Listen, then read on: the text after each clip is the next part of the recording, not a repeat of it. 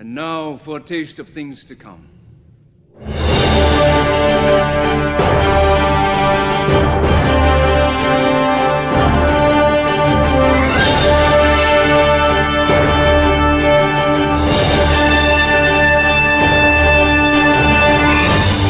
And now for a taste of things to come.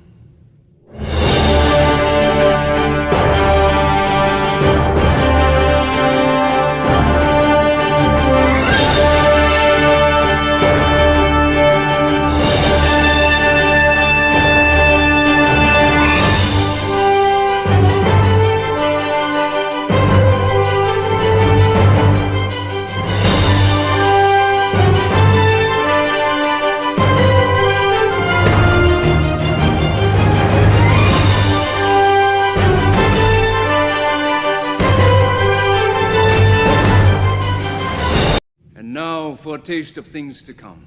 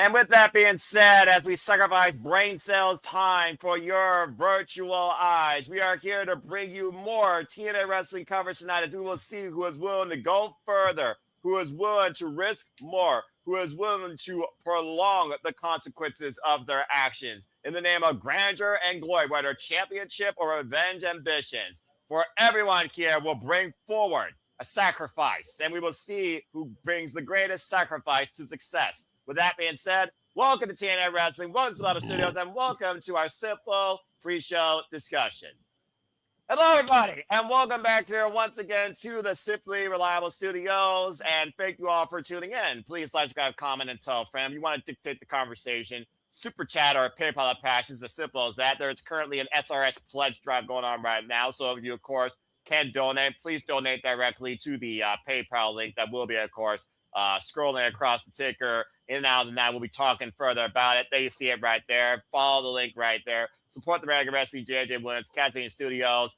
And apparently we're still trying to do this. So if you actually want this to happen, I guess he's giving you all one more night to try and make it so. If you're willing to sacrifice a freaking Ulysses S. Grant, there you go. Without further ado, I am never alone, so please welcome not Matthew Waywell, but indeed the Renegade of Wrestling, CEO of Cassidy Studios, and the hardest working man that I have come to know in and out of this virtual family, the Renegade of Wrestling, JJ Williams. JJ, how are you this fine Friday evening, my friend? I'm doing all right. Not gonna lie, I slept in pretty late, and then I took a nap. So, I definitely uncharacteristic for me, but I'm here, I'm coherent, I'm feeling good, and I'm ready for some TNA knockouts action. Which we should be getting here shortly after that unique sit-down discussion with the Order 4 and the system. Could there be a possibly collusion in progress tonight, knowing that we have all these various members in action? But that being said, Diamante, to your point, let's head down to the Impact Zone as we get ready for Tessa Blanchard versus Jody Fred, our last match here on the countdown. And again, folks, you want to follow along with us live on TNA Sacrifice. It goes live top of the hour, 8 p.m. Eastern Standard Time. exclusively for TNA Plus subscribers for $9.99, or you can use a special promo code on their website if you're a first-time subscriber to get it actually for free. And now we go forward to the former TNA Knockouts and TNA World Champion Tessa Blanchard, accompanied by Alicia Crawford and, of course, the newly signed Mia Moore, as we truly have seen a genesis and a new beginning for many of the faces you are going to see tonight for the Knockouts division, except maybe these two that probably have the most experience. And you've been very prolific about Tessa Blanchard's return to TNA and where she has been on these cards as of late. Yeah, I mean, look, there's no secret the conspiracies, the negativity for Tessa Blanchard. Of course. But I'm a firm believer in second chances for people. I respect that. And if warranted, even a third chances. I believe in the 3 strikes you're out philosophy. Fair enough. Tessa seems to have repented her sins, apologized to the people she's wronged in the past. We need to forgive but never forget. Amen. And let her try to move forward with her life and her career here. And ever since she returned to TNA, she's been essentially a glorified jobber. She's been putting over some of these other women, almost like she's been paying for her sins in front of the camera, even though she's already paid for them behind the camera, to the point where the former TNA World Champion is in the countdown main event. Referee, of course, let that sink in here. This woman has held the most prestigious championship in TNA Impact Wrestling history. Damn it. And she's on the countdown show. Well, that being said, maybe this could launch her to higher ambitions towards maybe the TNA Knockouts World Championship to be contested in a triple threat. Jody Fred immediately on the attack. And Jody Fred, the Wild Child, has been fired up ever since their confrontation in the Knockouts Battle Royal at No Surrender, where Jody Fred eliminated Tessa Blanchard to earn her shot. And Tessa, of course, talked about this was a one-on-one match. You never would beat me. And this is their first one-on-one encounter. We, of course, saw Jody Fred. Previously challenged her on our Grace. There's the cover. The leg hook gets a 2 count. Unfortunately, a losing effort as she fell to the Cobra, and Tessa Blanchard has been instigating her on how weak she is and that she is not the knockout that the TNA knockout division needs and will never be Tessa Blanchard. Point of the knee at the top of the head and a freaking chop block by Tessa Blanchard. And to your point, Tessa Blanchard, who came in the TNA last year at Genesis, who beat the juggernaut Jordan Grace, cover up the far leg on 1 count, and has already had big losses on these grander stages, including against Eddie Hartwell last year, who's going to become the knockout this year. Oh, jeez, and playing the foot in the middle of the ring. And you got to figure whoever wins this match is going to be positioned for a title opportunity in the not-so-distant future. Again, Tessa, former Knockouts champion, former TNA World Champion. Jody Threat still looking to make some moves here, but if we get our way in the Knockouts title match and her old Spitfire crony becomes champion, you got to figure a Jody Threat victory will put her in line to take on her former teammate of Dani Luna. Oh, man, a vicious stomp to that already worked over left leg. As you see, Tessa Blanchard obviously has picked a very vulnerable target. And also, speaking of both these women, they've kind of been mentors in their own way, as you see. Mia Moore, who just signed to TNA this year, and, of course, newly signed knockouts in Jody Fred's corner. Myla Grace and Harley Hudson came in as a tag team as I talk about the fresh crop of talent here in TNA wrestling. As TNA now is trying to create, of course, the future, as TNA has always been that I would say beacon of hope and resurgence for anyone in the wrestling business. And we'll see what happens later tonight when, of course, Sade takes on Elayna Black one-on-one, those qualification. And we have Trey Miguel teaming up with the Spark Jada Stone taking on Tashs, Steelz, Mustafa Ali in mixed tag team action. And as you pointed out, the TNA Knockouts World Championship will be on the line as Honor Grace defends against not only Dani Luna, but Lei Ling Lee. The original one-on-one match that was supposed to happen but didn't due to visa issues. Apparently, get to the midsections, Jody Fresh trying him out a comeback here and a side kick to the head. Okay, I know this is going to be a little controversial and it might get you riled. That's not my intention. So please just let me get it out and work with me here. No, you're fine. Oh, Am I the only one that gets a Fatal Influence vibe from Tessa's little stable here? Tessa being the JC Jane of the group, the champion, the figurehead, the person out front. Alicia Crawford being the Fallon Henley role, kind of the more established veteran of the team, playing second fiddle to the leader. And Mila Moore kind of has the Jasmine Nix vibe to her. I know Jasmine has now left WWE and been replaced, but still, like, her whole look and aura gives me a Jasmine Nix vibe. I could probably see that. Vicious Cobra out of the corner, covered now by Tessa Blanchard, and Jody Frank gets the shoulder up it too. And the one thing I will say that's different between NXT Women's Champion, of course, Jessie Jane, who will either defend that title at NXT Stand Deliver against Lola Vice or Kendall Gray, two people she's already beaten, by the way, in singles action while defending the championship. Tessa Blanchard has a very short fuse, and that temper, I think, has gotten in the way of her success, where I almost feel like she needs this group for insurance. I'm not saying that she's needed for every one of her matches, but I do think if they were more involved in her matches, then maybe Tessa would have more success. I almost wonder if Tessa Blanchard is trying to find her own confidence back here and is trying to use Jody Fred as an expense towards that. Because Jody Fred has never been, as you said, to the top. Tessa was there. Jody Fred hobbling on one leg right now, trying to find a way to fight back in this, as I talked about, a bit of a mentorship vibe on both sides here in opposite corners. As we are 7 minutes and 48 seconds away from TNA Sacrifice going live across the airways as this arena continues to fill. Now looking for a suplex, stalling vertical position by Jody Fred. Can't she hold her up on that bad left leg, though? Maintaining position, and down goes Tessa Blanchard hard. But again, the impact on Jody Fred's own leg, unable to capitalize. Yeah, it's definitely a mistake there, not being able to capitalize off of a maneuver of that magnitude. Someone not in this company who you got to figure is having eyes on this match right now is the CEO herself, Mercedes Moné, who will be defending her championship in Winnipeg against Jody Threat this coming Tuesday. Could she possibly look to target that leg that Tessa's working over? That's a very good point. Running sit-out Liger Bomb. High stack too, and Mila Moore gets Tessa Blanchard's finger on the bottom rope. So the match is going to continue, but clearly things are starting to heat up on the outside between the outside parties. And Alice Lane right now may want to eject these outside parties. Wait a minute. Behind the referee's back, Mila Moore with a shoe in the ring. Jody Fred turn around. Oh, man, crowd with a heel.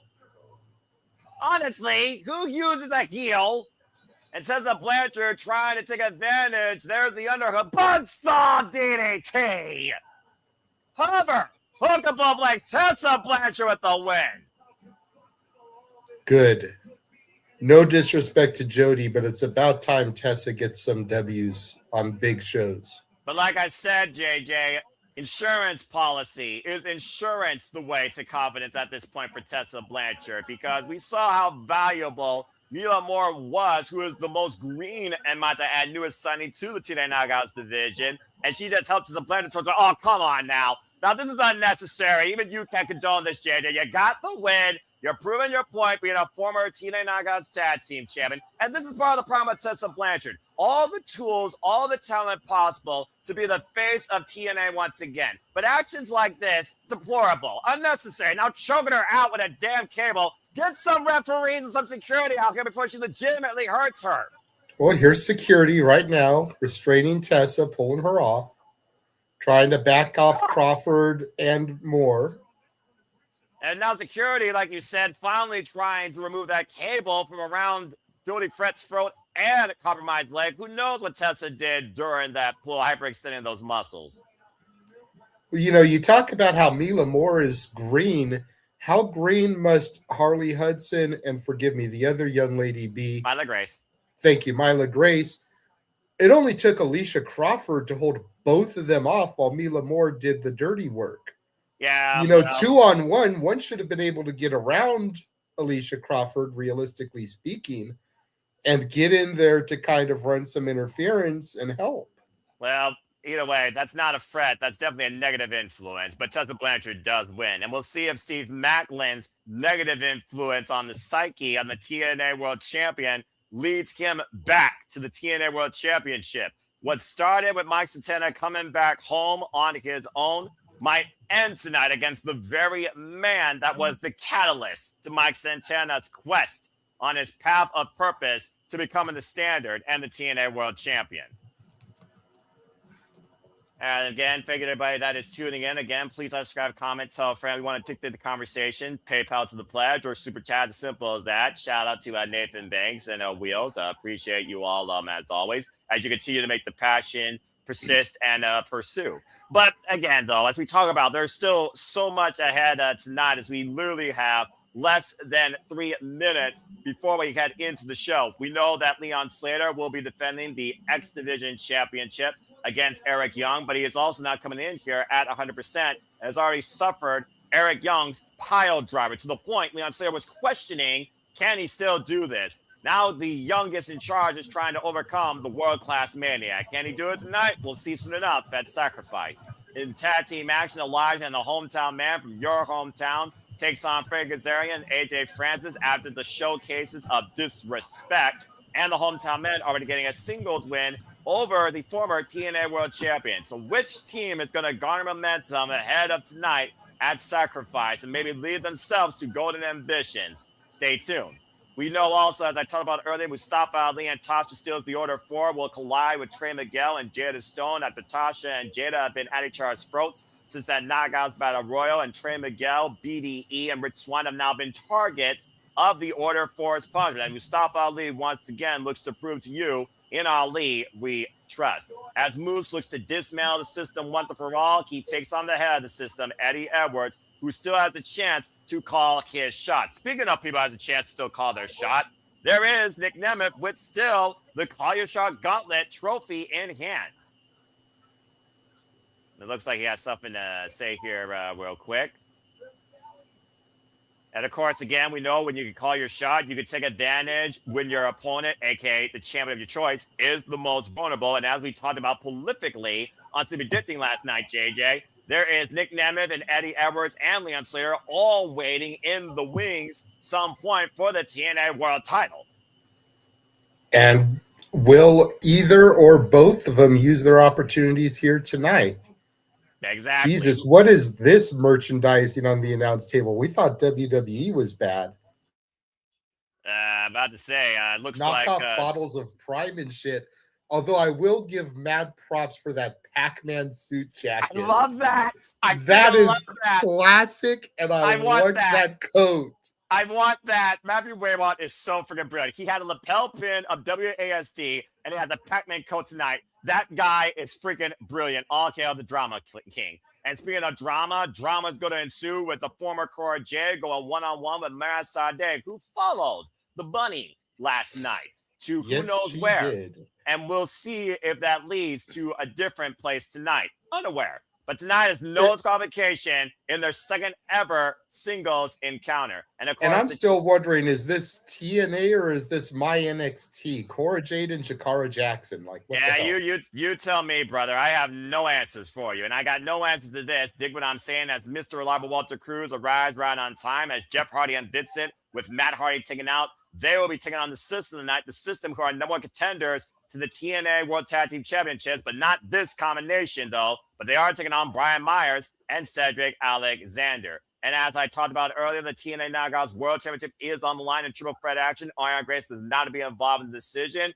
as Dani looks to finally win this cornerstone, and Layling Lee looks to right a wrong that has been executed against her and TNA Wrestling. Buffer, fall person, champion, or just literally transitional peg. We'll find out tonight at Sacrifice. And it all culminates in our main event as Steve Maclin looks to hold the TNA World Championship for the second time at the expense of the man he calls the most selfish in the business, Mike Santana, who called Steve Maclin the most selfless in the business. And after the bad blood has spilled over with no contact clause, all hell is going to break loose in this fight at Sacrifice. As we get ready now for Sacrifice to go live across the airways, if you're on TNA Plus, let's go ahead and get into this thing right now. And gentlemen, now that Walter is here, I will be in the green room. I'll just be producer guy. That way you guys can focus on the action, and I'll come up in between matches. You have a great call.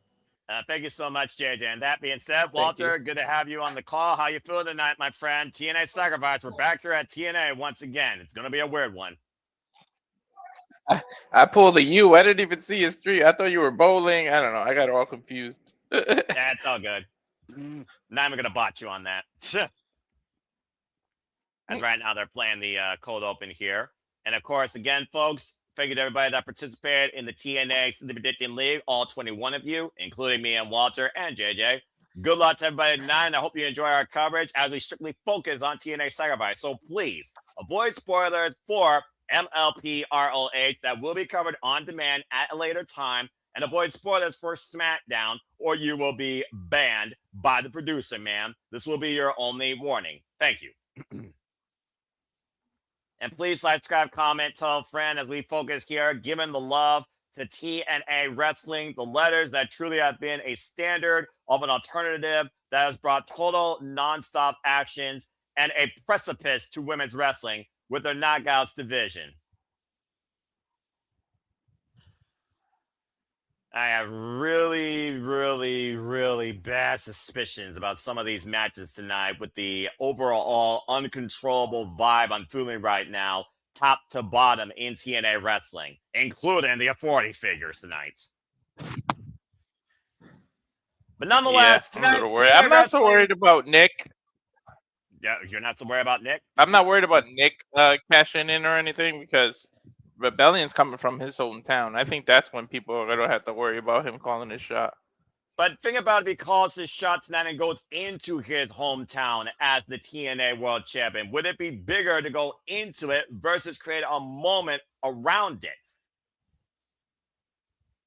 Nonetheless, this is TNA Sacrifice, folks. Welcome to the Big Easy, and it's going to be nothing but hardcore throughout the night. And speaking of hardcore, this is not a test. We are starting things off with what I expected, the world-class main, as we kick things off with the cornerstone of TNA Wrestling, the X Division, a division that truly is defined about no weight classes and no limits. Welcome everybody officially to Sacrifice, and hello once again, Noah Foster, Walter Cruz. We are Sleepy Live, and we are here representing Sleepy Live Studios, bringing you coverage tonight exclusively for TNA Sacrifice. And again, you can follow along with us live by becoming a subscriber today or using the promo code if you're a first-time subscriber to watch this for free, exclusively for the TNA Plus service. And if you want to dictate the conversation, Super Chat or PayPal the Passions. It's as simple as that. And again, Walter, we know the champion is not coming out at 100% after 3 weeks ago, suffering that most devastating pile driver in the business as Leon Slater was dropped on his head and neck, and Eric Young seized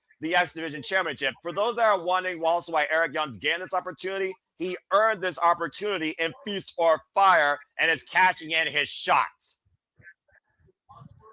And thank you to the Cleanse. Yep, that power driver devastates you.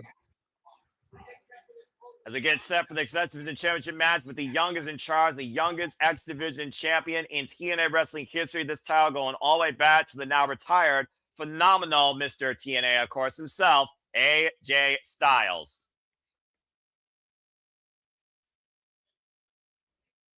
And here's the X Factors for you, folks. Slater suffered a devastating power drive as we talked out, but this is also Eric Young's title shot, courtesy of Feast or Fire. And here's the other kicker. Leon Slater has not been pinned one-on-one in TNA for the last 10 months.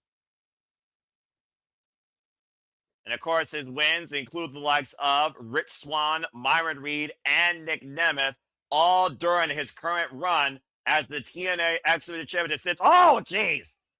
And Eric Young immediately on the attack, beating Moose last year at Slammiversary.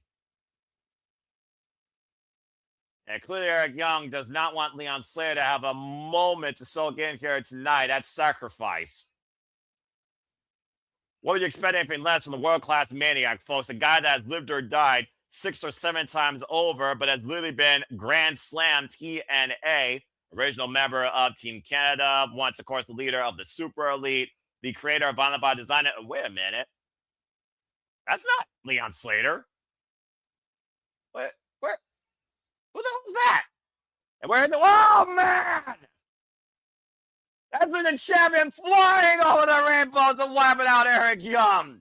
Getting one over Eric Young. Well, that's a hell of a way to make your first impact tonight. And again, folks, the match has not yet been officially started yet. The bell is not rung.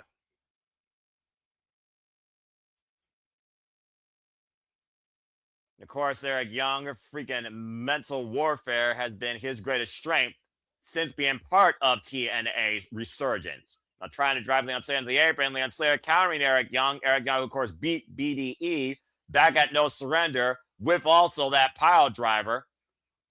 Average whip up and around. It's like a fake kick. Turns Eric Young around. And again, the referee trying to regain some control here and bring both these men in the ring to officially start this match.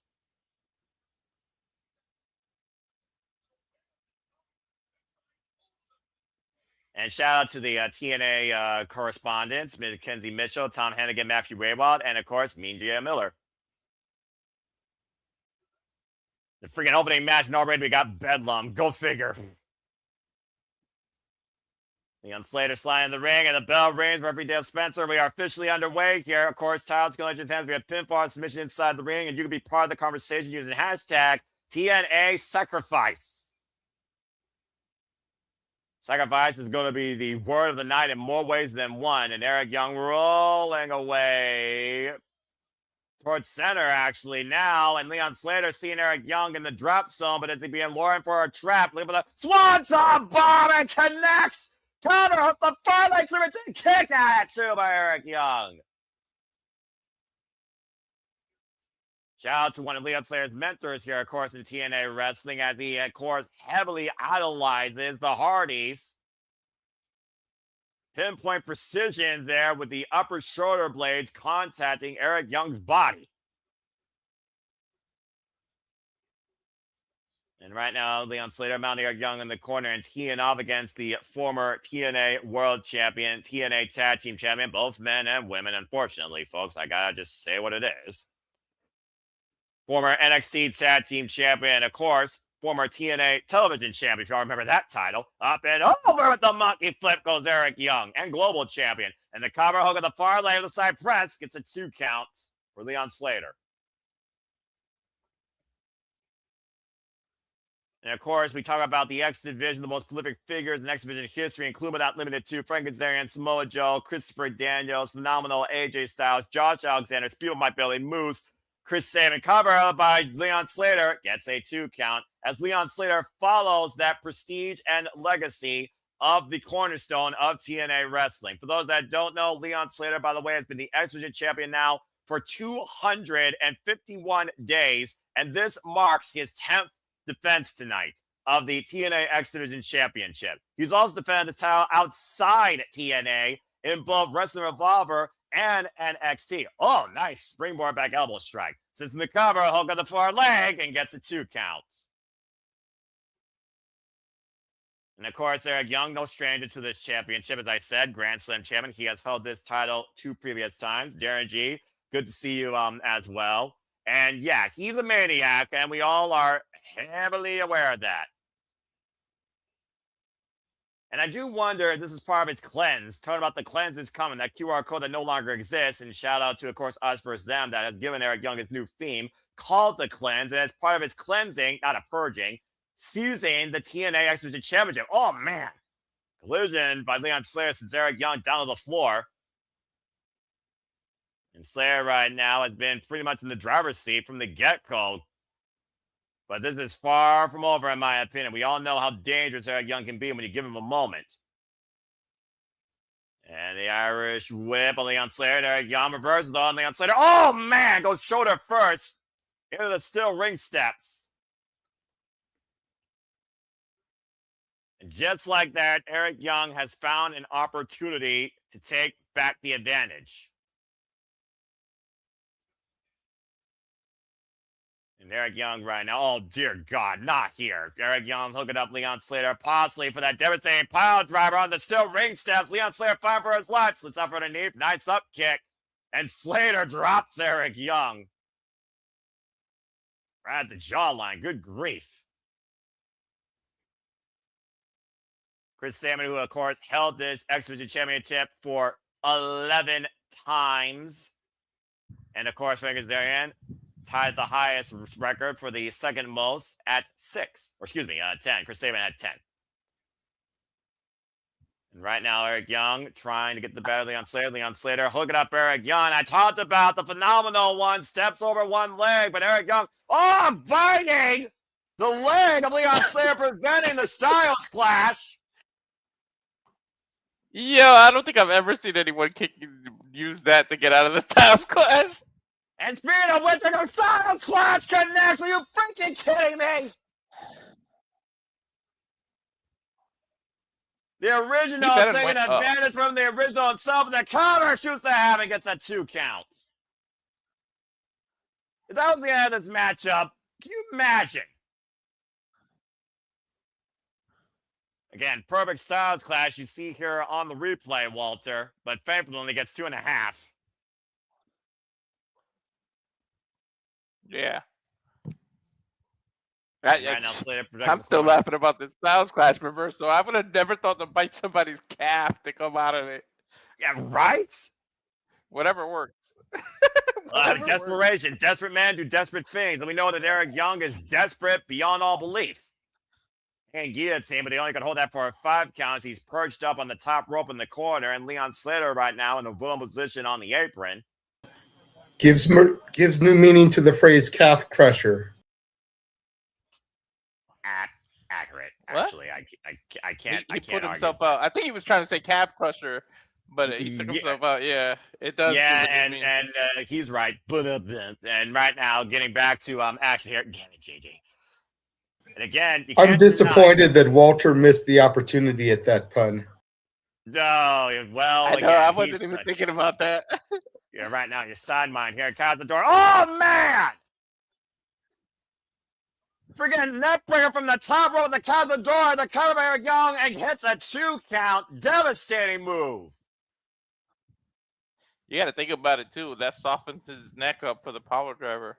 And we know that Leon Slater is still feeling the effects from that 2 weeks ago. Take a look at the replay here, Walter. He literally turned that attempted Cazador lift, wheelbarrow lift, what the hell you want to call it, into a neckbreaker on the way down. Yeah, it was like a wheelbarrow. I don't even know what the hell you would call it. Call it whatever you want. I call it effective. And that was slick. See, he's focusing on the neck. Soften it up for the power driver. Yeah, literally trying to rip the head off of Leon Slater with the neck crank and now driving his knuckles into the forehead. Irish whip on the world-class maniac. Hard Irish whip to Leon Slater in the opposite turnbuckles. Cover now, Eric Young sees the title, and Leon Slater gets the right show up at 2.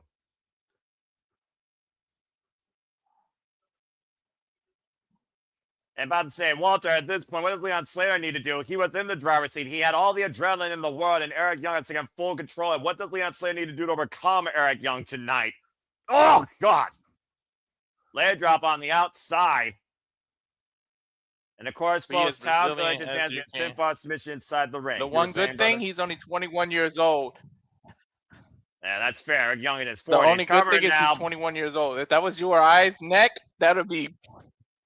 Our neck would be over with if it was us at our age. I mean, Eric Young's had his fair share. Yeah, about to say, Eric Young's had his fair share of injuries, too, on his neck, lest we forget, and the rest of his body, for that matter. He's a freaking walking cadaver. Leon Slater still fighting back, though, trying to mount something, taken down by Eric Young with a vicious forearm. Here's the cover by Eric Young, shoulders down for a 2 count. Good grief. Eric Young can still go. He's picking up the pace and like staying on pace with Leon. It's kind of surprising. It's such a veteran of 20 years plus. Well, it goes back to that longevity that Eric Young has here, especially in TNA wrestling.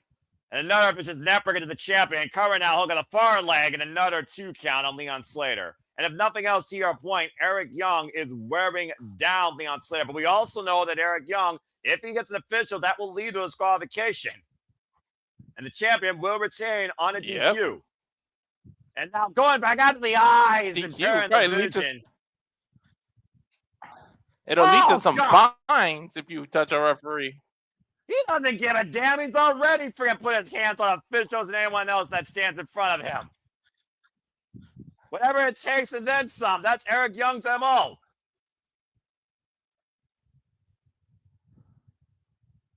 And of course, we're also under the pressure of this new era that still very much is in its genesis. Let's not forget, TNA moved to AMC back in January, and everyone's finding their place here in TNA wrestling. New and old. Might be looking for that power driver, and you see Leon Slater again trying to look for leverage, able to escape the roll through shoulders down, hook up both legs, and kick out by Young at 2. Great move there by the X Division champion. And another schoolboy roll up this time. Deep roll up, 2.5 on Eric Young. And up and around. Slater. Back down. Slingshot off the ropes. Oh!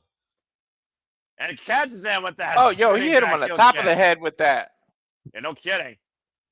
And his own twisting net breaker. Covered now by Leon Slater. Kick out at 2 by Eric Young.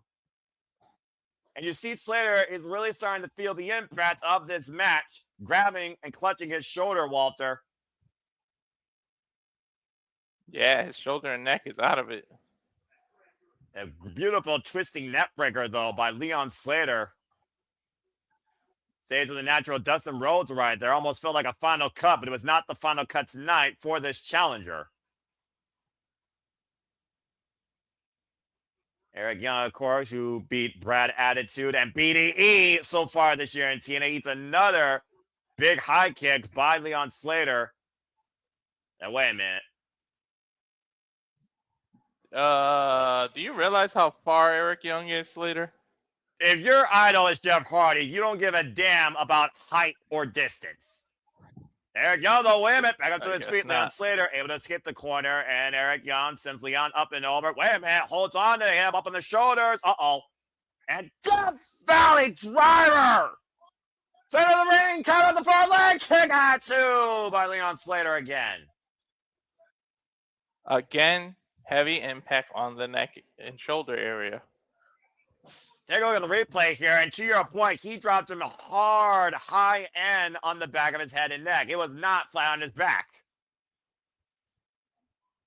Face first in the top turnbuckle goes Leon Slater, who slumps down in the corner. Leon Slater, the 110th X Division champion in TNA wrestling history. Eric Young up and over. Once again, going up to the top rope. Leon Slater, medium in kind, almost losing his footing. High risk district here. And Eric Young again going back after Leon Slater, taking a bite out of him. Big overhead takes Leon down. And now Eric Young with that massive elbow drop straight to the heart. Has it stopped the heartbeat of TNA? No, kick out at 2. Okay, I got nervous for a second. Yeah, look at the eyes. The eyes tell the story again. Picture perfect elbow drop to the heart of Leon Slater. A literal heart stopper for 2.5. And Young is finding out exactly what we've learned about Leon Slater since he beat Moose for the X Division Championship last year at Slammiversary and has made history since. See the eyes, you see the fire in Leon Slater. He's not going to take being insulted here by Eric Young. He's not going to take that. Again, of course not. Interesting statistic here, because Noah just brought up Leon Slater's the 110th X Division champion, yet there have only been 55 unique X Division champions in history. That's right. And again, the most prolific, Chris Sabin with 10, and Frankie Kazarian, of course, at 6. Oh, man, what a boot. A big boot again by Eric Young. Leon and Eric meeting in kind, middle of the ring. Oh, went for that discus, got caught with a high kick. Staggering the world-class maniac. Eric Young firing himself up, though, here. And again, oh, man! Oh, that's a different version of a Blue Thunder Bomb. Rolling to the outside of the ring. Preventing the pinfall Blue Thunder Bomb couldn't even get a cover. Don't start with me, Walter. I'm just saying, don't you start with me. That's my gimmick. Stick to your shtick, Walter. Now, Leon Slater and Eric Young, bloody hell. Leon Slater and Eric Young, both been on the end. I sense disaster.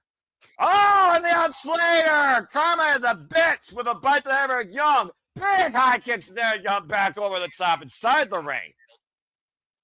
Now, on the opposite side of the ring of the apron, and Leon Slater going up. And again, Eric Young with a rake of the eyes. These two are literally being barbaric and savage. Oh, dear God, no. Not on the apron. Eric Young, driving on Slater on the apron. What the fuck? Dude, he's literally twitching. Good God. Devastating moment here for Leon Slater. Dropped on his head and his body concaving on his shoulders, where wood meets steel, the hardest part of the ring. And now just be literally a matter of time before Eric Young brings the champion back inside and pins him for the title. Look at the sadistic smile on Eric Young's face. Now rolling him back in. Back press. Put the far leg. Kick out. 2.5 by Leon Slater.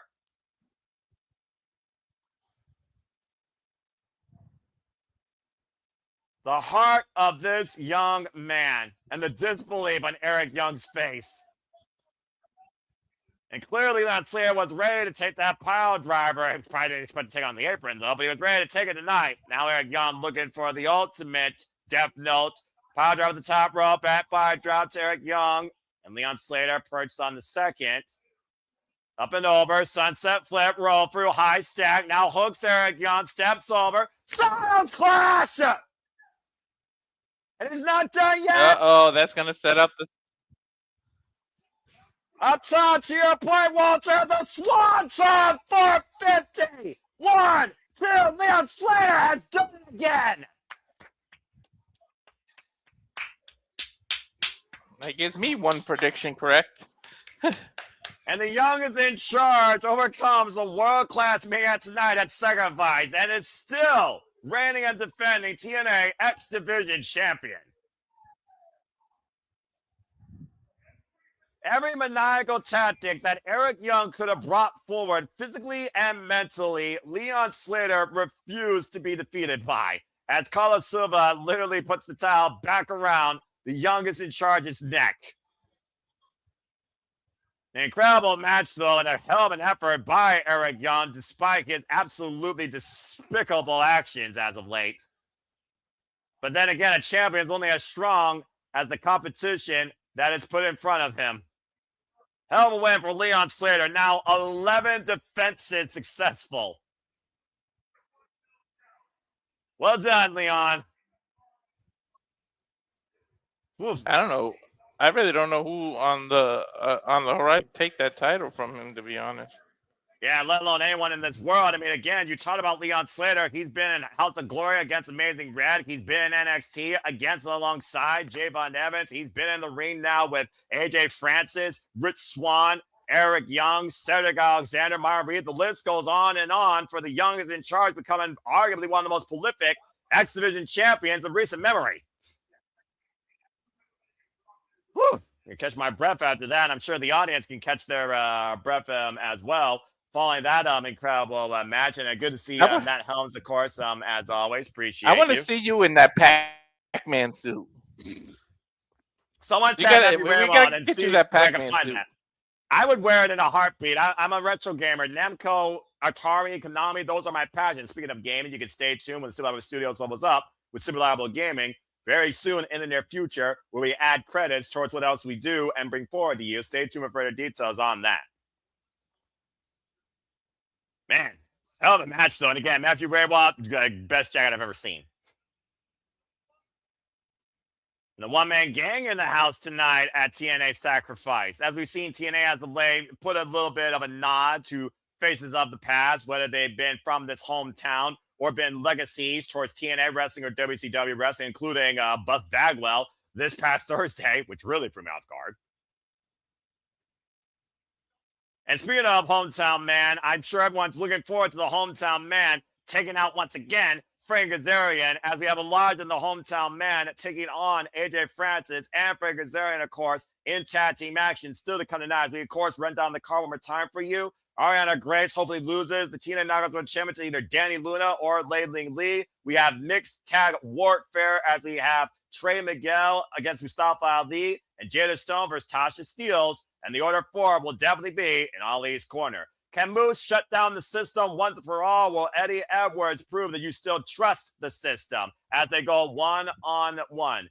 We'll see who truly takes one step closer to becoming the knockout as Elayna Black goes one-on-one against Sade in a no disqualification match. And whether this is righteous or mischievous, Jeff Hardy and Vincent, since Matt Hardy is out currently, take on Brian Myers and Cedric Alexander of the system. And it all culminates tonight, of course, with Mike Santana defending the TNA World Championship against the newly reinstated Steve Maclin.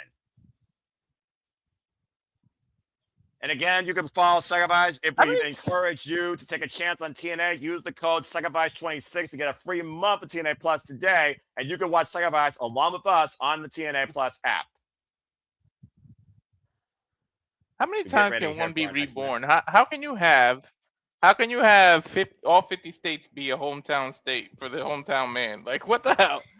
You know what? Don't ask me questions that I don't know. But why don't you talk to the realist Mike Santana now with me, Gia Miller? Ask him about that WASD lapel pin as well. That was freaking awesome. Anyway, Matthew Waywalt, you're freaking awesome, dude.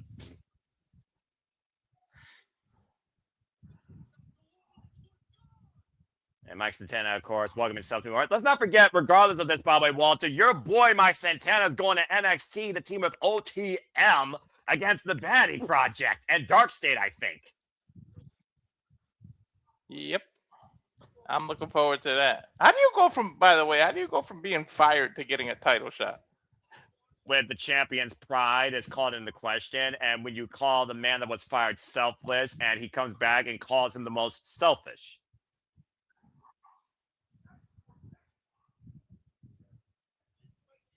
This right here represents Sacrifice. The days and the weeks spent away from his baby. Birthdays, the holidays. I mean, yeah, again, when you literally sacrifice everything to be the face of a company or the standard of this business, that comes with a price. And we've all talked about the struggle, the story, the redemption, the addictions, the demons that Mike Santana has overcome that you heavily are aware of and have endorsed and followed this story through and through, Walter, as a father yourself. Hell yeah. This hits home, man. In more ways than one. Yeah, no one understands the magnitude of that.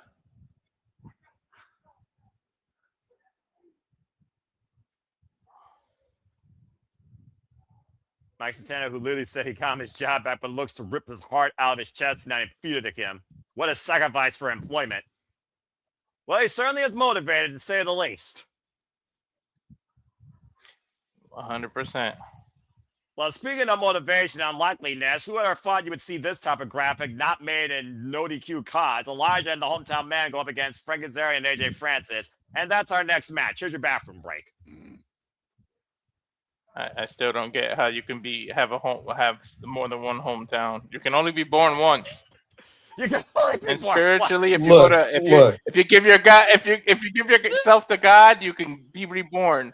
That's the only two things. Look, listen, Resurrection is next weekend, but this is beyond ridiculous, all right? And this is just... Look, I am not going to sit here in the green room and hear you glorify this guy bad-mouthing this the match. king of total nonstop action. Shut up! For all of you out there that like me support the king of TNA. My gosh. Why me? For $50, Noah will get his comeuppance and have to sing Sweet Caroline in a white t-shirt. Just send the money to that PayPal. To be fair, and Noah will do it on the air. As a matter of fact, just to disgrace him even further, we'll make him do it during the Knockouts title match. Fuck you. I'm not doing it during that. I'll do it during this, honestly. Shoot. Well, the money hasn't come in yet, so you can't do it during this. But for $50, y'all, as part of our SRS pledge drive, Noah will sing Sweet Caroline, hush him up, show the respect to the king of TNA as the heavy metal rebel makes his way to the ring. Damn it. All right, now that you're done over-glorifying a man that has been dropped down in hierarchy from a king to a prince, it might as well be the court jester to flop just notice whose channel is being shilled during this match, sir. He's not here, and I don't have to say his name because he won't appear. That being said, Kazarian has arrived in TNA tonight at the Big Easy. Former, as I said, 6-time X Division champion and former TNA World Champion, but has already been beaten one-on-one in singles action by the hometown man. And you want to put yourself in the best position possible when you've literally hit rock bottom. I don't think it comes more rock bottom than losing in the hometown of the hometown man. Fair and square. Let's see, of course, Kazarian has made no friends here in TNA, but anybody that could bring him money and profit and gold, he has no problem lying with. One of the biggest egomaniacs here in TNA wrestling and in this business. Oh, boy. As we officially walk with Elijah, Elias, Ezekiel, name here. This guy getting his own intro. Who's this Rony promoter cheaper than Jeff Jarrett giving Elijah this intro? Someone explain that to me.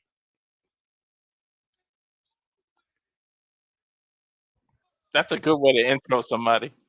I mean, you know, he's become his own star, leading star, if I had to be honest here. I mean, of course, Elijah coming off that feud with Mustafa Ali, putting that man inside a guitar-shaped coffin.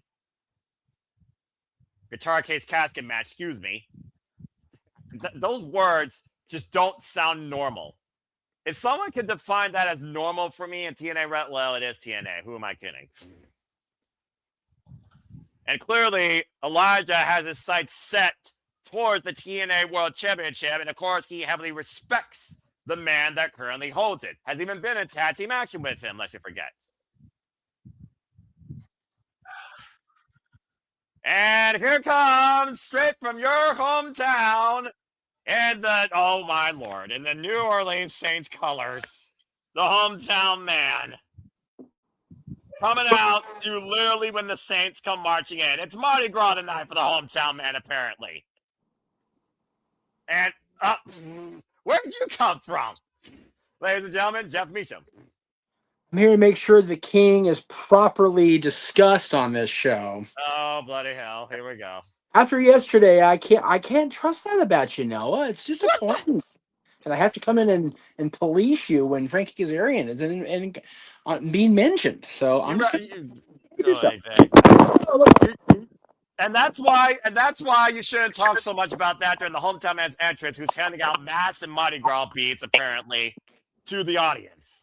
Is he walking? Oh, okay, so he's handing out beads in New Orleans and nobody's earning them at ringside? I mean, again, Mardi Gras, no one earns beads there either. You're just an innocent bystander. It is pay-per-view. I was going to say, this is some hometown man. If he can't even abide by the basic traditions of his own hometown, it's almost as if this guy's not really from New Orleans. Well, I mean, for all we know, he might literally have hometown connections that allowed him to do this. We don't know if he has a place on Bourbon Street or French Alley that he literally has an inside job with. It's just horrible that a man of Frankie horrible and an up-and-coming star like AJ Francis has to deal with this nonsense on pay-per-view. It's ridiculous. Okay, upcoming star and AJ Francis in the same sentence, that's a stretch. Kazarian's already a star, all right? And I'll give you that much. But nonetheless, this is what we're dealing with. And your boy Kazarian's already been pinned by the hometown man in singles action. Slip a banana peel fluke. Slip on a banana peel fluke. Doesn't matter how it happens. It's in the books, Jeff. Well, we'll see what happens when this book is closed tonight on this one, because Elijah and Hometown Man have an opportunity to brush with greatness here, and AJ Francis gets to stand over there and just get the rub from the king, man. It's three very lucky individuals here in this match getting to ship there.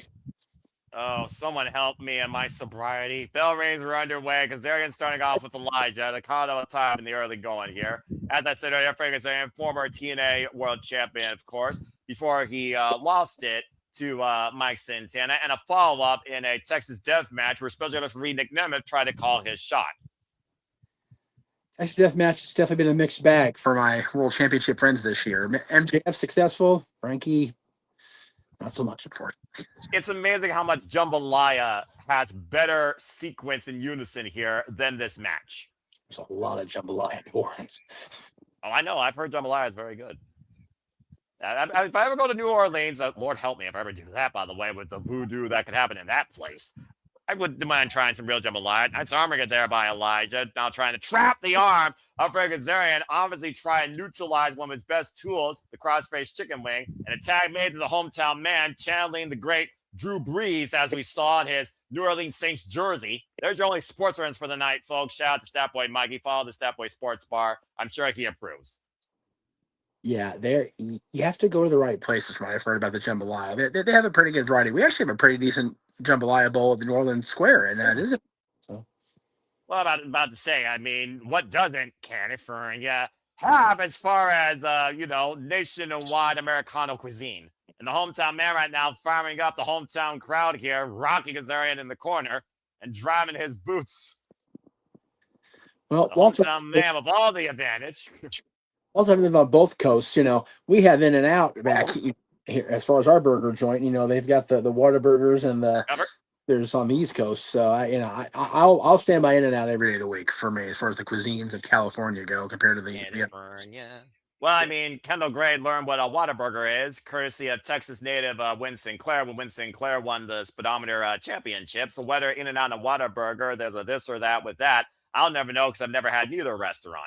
Irish Whip Reversal. And of course, folks, you can stay tuned for more on NXT and Kendall Gray and Win Sinclair when we cover, Flying Lariat, NXT Stand Deliver next weekend exclusively on NXT's YouTube channel, where it will be Kendall Gray or, go ahead and say it, Walter, Lola Vice. He's muted. Never mind. Of course, challenging for the NXT Women's Championship against Jessie Jane. Wait a second. JC, Lola, and Ren? Or Kendall, rather. Kendall Gray or Lola Vice will go on the number one contenders match this coming Tuesday at NXT. The winner will challenge Jessie Jane at Stand Deliver for the NXT Women's Championship. Either way, and right now, the hometown man and Elijah are walking the right way and going old school on AJ Francis and Kazarian. Right now, AJ and Kazarian in trouble here in this tag team match. AJ flopped up and over the top rope. Great double team here so far by these two. And the first time together as a tag team with a step-up dive by Elijah, wiping Kaz and AJ on the outside. Just can't keep it in the ring. Got to resort to going to the floor. Terrible. Who knew Cowboys could fly? Hey, Cowboys can hang too, can't they, Adam? Anyway, I thought you were talking about the Dallas Cowboys, but wait a minute. When was the last time they're at the Super Bowl? The only thing the Dallas Cowboys can hang with is the loser locker room these days. It's the last 30. And yet they're still probably the most expensive and not profitable franchise in the NFL. Just they're so bad. Oh, they're so bad. They got the cheerleaders. They got Mark Cuban's money backing them up. They got the biggest stadium. So, they got more than enough of insurance. Hometown man right now fired up here. Oh, and AJ picks the ankle. And Kazarian tried to take advantage off the second rope with the slingshot leg drop. Where did excuse me. Super chat come from? My goodness. Dude, I have no idea what you're talking about just looking at the monitor. And right now, Kazarian trying to take advantage of the hometown man. Surprised he hasn't gone after his mask, where many people have been under the conspiracy that this is the former fired Cody Deaner, who was fired in Canada. Oh, man, what an elbow.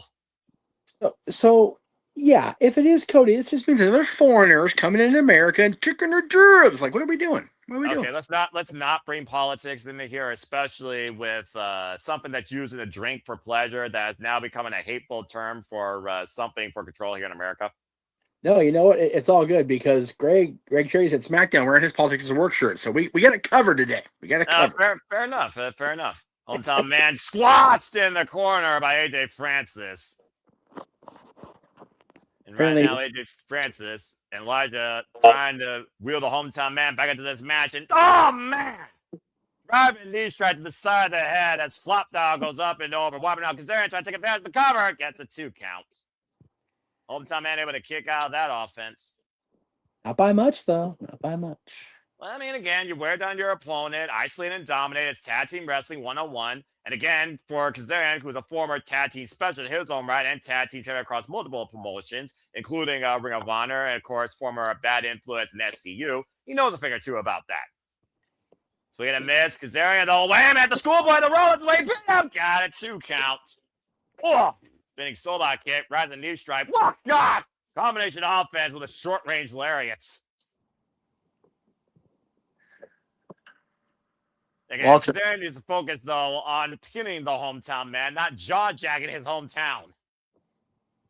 Attack made by AJ Francis. I'm about to say, I don't know if Kazarian, though, would be so humble to not want the glory of the pinfall, especially against the hometown man. Seemed like there was a moment there we may not have agreed with that decision. Jawbreaker there, AJ Francis, and the hometown man looking to make the tag to Elijah, who's reaching out just fingertips away. Before we walk this way with Elijah, can the hometown man break the grip? Oh, man, Randy Kazarian got the boot up, creates separation between AJ and Cass, and got caught. Uh-oh. Going up. Oh, man. Looking for the down payment, and counter DDT. This fucking Francis. This is still the most random tag team I've ever seen in my life. On both sides, I completely agree about that, bruv. As that check bounced for AJ Francis so far. Tab made a Cass. Tab made Elijah. Oh, no. And Elijah squared up against Frankie Kazarian. Irish whip reversal off the ropes. Of course, this bad blood goes all the way back to last year against all odds. Remember that tag match affair? Oh, yeah. Long year for Frankie. I know. And again, I appreciate your partially unbiased nature here, even though that is you're a boy, and right now being teed off like a punching bag in the corner by Elijah as we continue to walk this way, especially if you are Charles Schultz, who I'm sure is somewhere in the chat. Front face lock applied. Twisting net breaker. Here's a hook of the near leg, back press, and a 2 count on Kazarian. Oof. Need to find a rally. Back elbow strike applied, and then between the ropes, swing and a miss, and oh God, caught with that guillotine leg drop. Classic Kazarian there. I love when he does that. Very effective move, slingshot, roll up, cover, 2 count. It's effective. Why not include it? And right now, Kazarian might be looking for that crossface chicken wing, but can he fully apply it? You see the grips are not fully cleansed. Elijah able to rip Kazarian off. Oh, it's a big right. Dropping into a knee. I'm going to take away from Elijah. Guy's a hell of a wrestler. The fact that he can pull off wrestling and that many personalities in his head is extraordinary. Right? Oh, man, what a mule kick. Kazarian pushing AJ Francis, who made the tag, sidestep, goes into the turnbuckles, not once, but twice. And Elijah taking advantage of AJ Francis here, and there's no way. There is no way. What the hell? Look at the strength of Elijah. Up on the shoulders, electric chair position, turn around, and a sit-down powerbomb, high stack 2, kick out. Wow. That was way too close. Did not like that. Cannot recommend. 0 out of 10. The strength, the balance, and the execution. Take a look at the replay here, guys. It's a messy landing. What a flop. Nearly put AJ Francis down for the 3 count.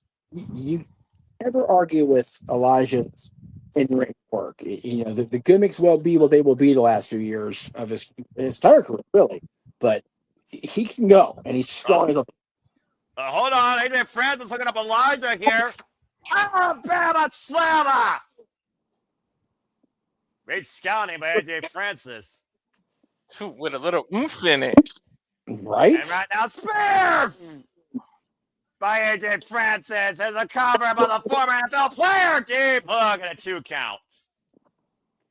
Cover quicker, Francis. Should we cater to the crowd and call it a Louisiana slammer? That's right. I think he doesn't care about Louisiana, even if they have the best double line. Wait a minute. What's he doing with that guitar? You can't use that. No, it's not no qualification match.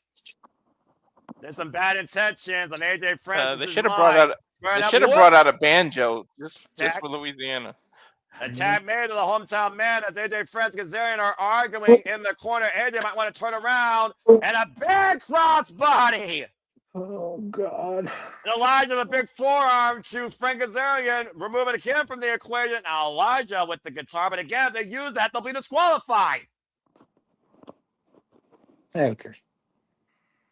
I mean, I'm all about branding AJ Francis, but at the end of the day, go for the win here. Kazarian seizes the guitar, and by the way, Elijah is not legal. The hometown man is with AJ Francis. Kazarian seizing the guitar and smashing it against the steel ring steps. The day the music died, and the knee of Elijah into the steel ring steps now. And this might become a handicap. The hometown man dives the outside, caught by AJ Francis.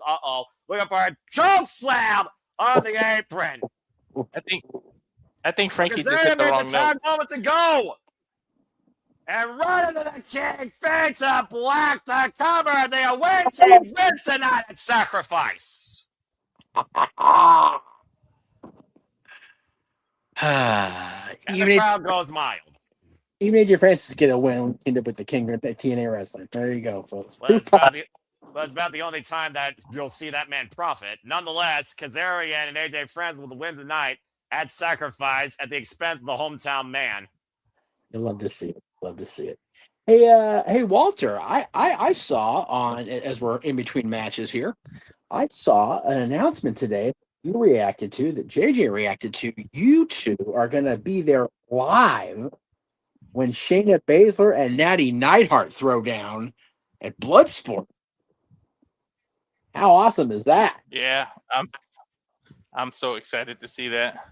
The last legit bitch of the WWE and Miss Josh Barnett's original star people herself, the owner of the home known as the Unroped Mat, known as Bloodsport. I cannot wait for that with the living legend, not Natalya. Natty, respect that bitch's name and that family's legacy. That's right. Natalya may have debuted in Bloodsport, but Natty is going to dominate in Bloodsport. And Shayna, I respect Shayna Baszler so much. I'm happy that she's involved. She's involved in it. It's just a shame she's got to go home with one arm and a sling. Coming out of Vegas, man. Traveling injured sucks. I feel bad for Shayna. The tail of the tip of that match is going to be so 50-50, Jeff. You should not count out Shayna Baszler when she knocks Monster Slamovic the F out. Let's not forget, it's not via submission that you win in Bloodsport. It's either tap out, KO, or TKO. And Walter, you know that more than anybody as the MMA expert. Yeah, I am. Hell yeah. I'm jealous that the two guys on the right of the screen here get to watch them live, but I am so looking forward to calling it with whoever ends up. Yeah, that's fair. And again, folks, that's in my mouth. I just like to around the house, a mouse to come through. So, anyway, I do bump off. I'm being judged over here in the corner of the door right here. My almost birthday. So I will come in and razz you a little bit about Frankie, as I do. Not tomorrow, but next week. I'll be in all the things. No DQ, Greg Cherry, shenanigans with Izzy. So there you go. That's your day with famous to say bye, guys. Bye, guys. And I think I'm going to my first TNA show in May. They come into Sacramento. I'm gonna have to go. See, Noah, watch what you say. You never know who may show up. You did that on purpose. I know you. You goddamn right I did. You fucker. Talking about, he's not here. You can say his name and he won't appear. Fucker. You made me bit my own words. You talk shit about Frankie and Jeff. And speaking of biting your own words, for $50, y'all, Noah will do Sweet Caroline in a white T-shirt. He put it out there yesterday during Simply Predicting, and God damn it, there was some interest, but it didn't come through. So we're hoping it'll come through here tonight. Well, right now we got Tommy Dreamer and Carl Silva taking airtime for something here. So let's see what this is about. Talking about this city, of course. It's been such a long time since TNA has been here, of course, in New Orleans. Last time we saw Tommy Dreamer and Carl Silva out here, they were either re-signing somebody or signing somebody. Dealing with DCW, what the hell were they thinking? I think it's just like a Hall of Fame announcement. Well, it still seems a little too soon, in my opinion. You know, the TNA Hall of Fame is very condensed and only happens at freaking Bound for Glory. Bound for Glory. Thank you. Almost said Slammiversary. Fine. Bound for Glory. It should happen at Slammiversary because that's their anniversary show. But Bound for Glory is their WrestleMania. So. I agree, but it is what it is in TNA AMC. It's been like this way before it was TNA AMC. So let's not make it just that. It wasn't always shit. Come on. What? What is going on here? It's Chris Bay. What? Is that Chris Bay coming back? The greatest story ever told. The Art of Finesse himself, when we didn't know he would ever walk again, and we know his story to recovery. The ultimate finesser. Chris Bay, of course, from the Las Vegas area. More history in this company. Damn right, ABC. Said he had history in TNA. And he went on, of course, become X Division champion. Yeah. I wouldn't mind seeing him and Leon Slater run it if they could. Tell me about it. Talking about this company's best and young talent. Doesn't happen with these men. Well, more than one man versus the other. Let's just call it what it is. Talking about the future. What? This is company we're investing in. My honor, my privilege to stand here. I do let me stand here. I'm so damn glad he's just standing on his own 2 feet. God bless him. And announce the newest talent to sign to TNA roster. Ooh, be one of the girls we're going to interview. Oh, we need one shot. This person, they're in 2. What? Oh, wow! The viral sensation, bright young up-and-comer who's only months in his career, Ricky Sosa! Sosa. Awesome! Bang, bang. Sosa. I told you guys about this dude months ago before he's I was like, this entrance alone. I'm all in on this guy. That is awesome. Congratulations. Since his match I told you guys about this dude. His match with Andrade in France, this dude was going to go the distance. And I am so glad to see Ricky Sosa officially part of TNA Wrestling. Congratulations. I shared a video last year of entrance alone. I said, wait till this guy gets signed.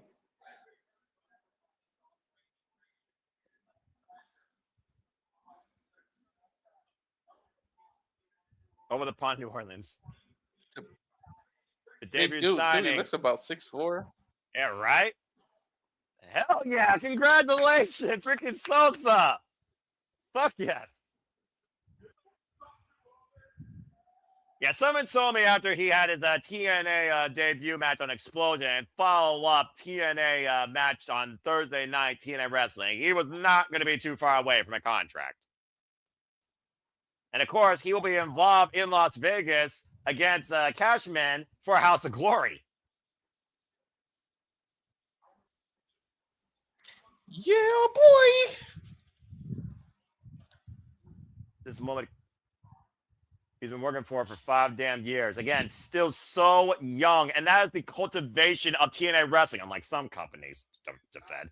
So He's young. like 21, isn't he? He's the same age as Slater. He is, exactly. Crowd chant, you deserve it. And damn sure he earned it. I am so happy. They got another good, where's he from? The Netherlands? He's from, actually, Solette Nederland. But yes, that is correct. Brussels, actually.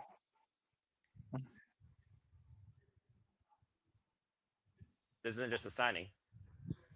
This is a chance to make history. Bang, bang. Sosa. Bang, bang. I wonder how Cactus Jack feels about that bang, bang part. Ask the French song musician that rapped it for him.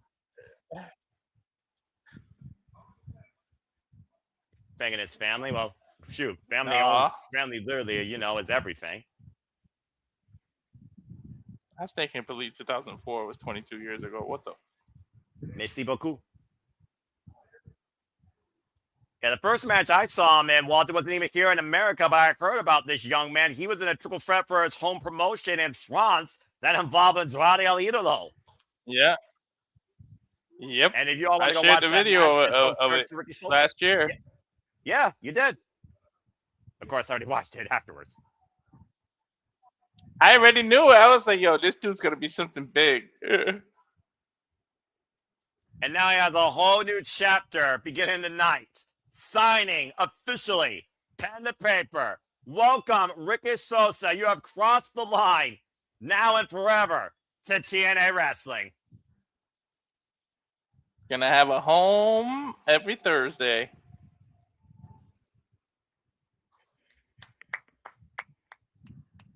And what an endorsement by the Art of Finesse himself, Chris Bay.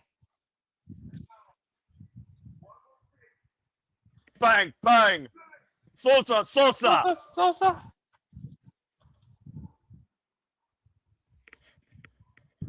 And you can, of course, get his new shirt on TNAmerch.com right now. Congratulations again to the newest signing to TNA Wrestling at 21 years of age, 4 years in this business, Ricky Sosa. An incredible signing to this ever-growing young roster. I can't wait to go. I'm definitely got to go when they go to Sacramento. If it wasn't for the fact That'll be that my Cleveland's first coming up ever so live close, event at TNA. You know what, Walter? You need to do it at least once. I will say that. And I'm also going to say this right now. If it wasn't for the fact it's so close to Cleveland right now and WrestleMania week's on the horizon and priorities are passions, I would be going to Rebellion just because at the end of the day, I am still TNA faithful, and I'm still more faithful to this place than I am to the Fed. But nonetheless, congratulations to Ricky Sosa, the newest signing to TNA Wrestling. Well, as we got a moment to breathe again, thank you all for tuning in so far. Please like, subscribe, comment, and tell friends. Subscribe to Rachel Wrestling. Follow us here on the X at SR Studios 2024. There still is so much more action to come tonight.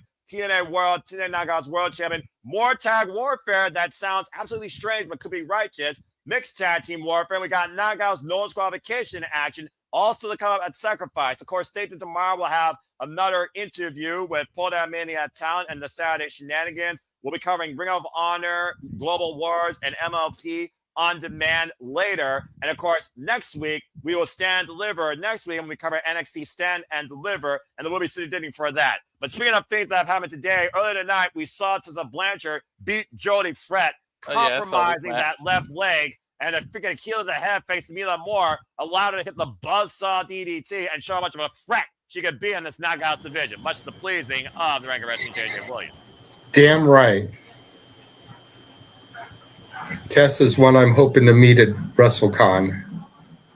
As we go to the victorious Tessa Blanchard, who goes backstage. What's Mila Moore's?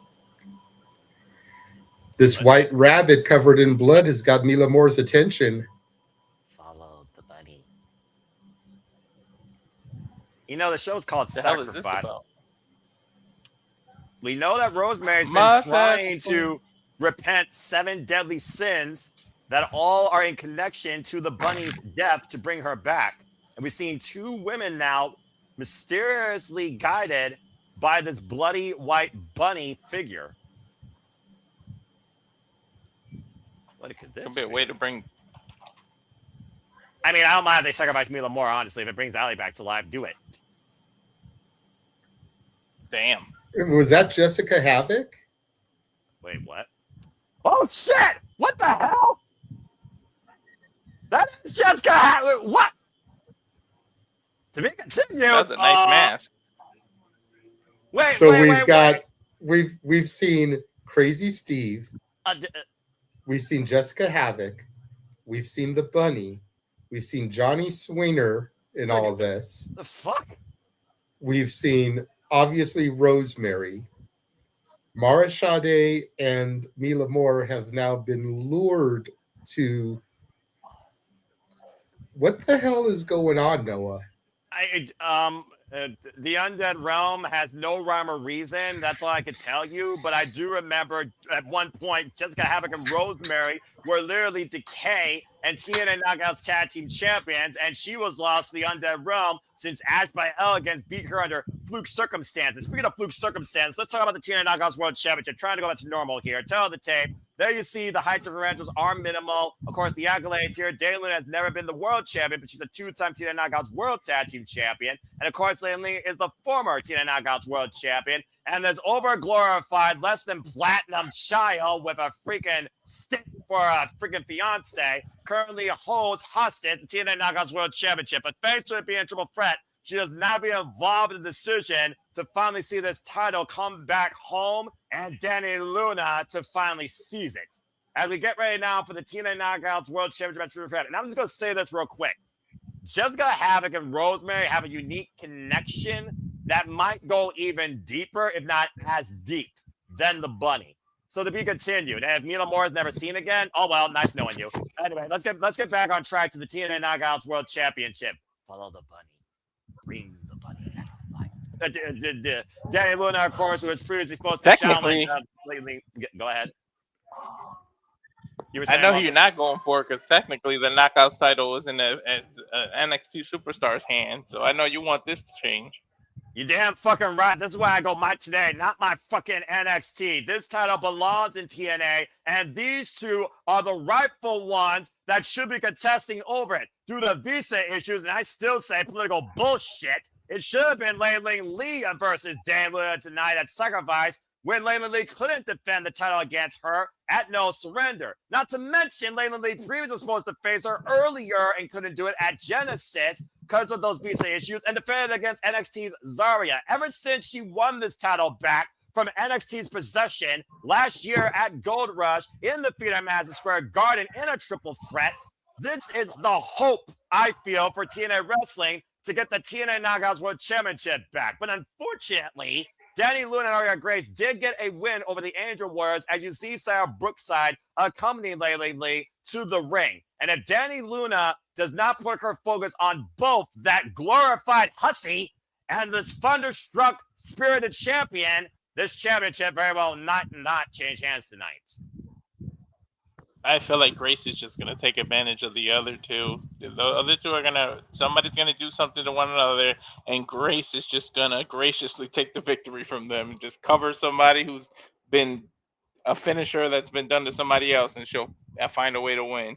And it won't be her doing it. Yeah, freaking fluke hussy, freaking stealing this birthright of TNA wrestling for her own. Just to make sure a man doesn't go a virgin on Valentine's Day. Desperation at its highest degree for this drama queen.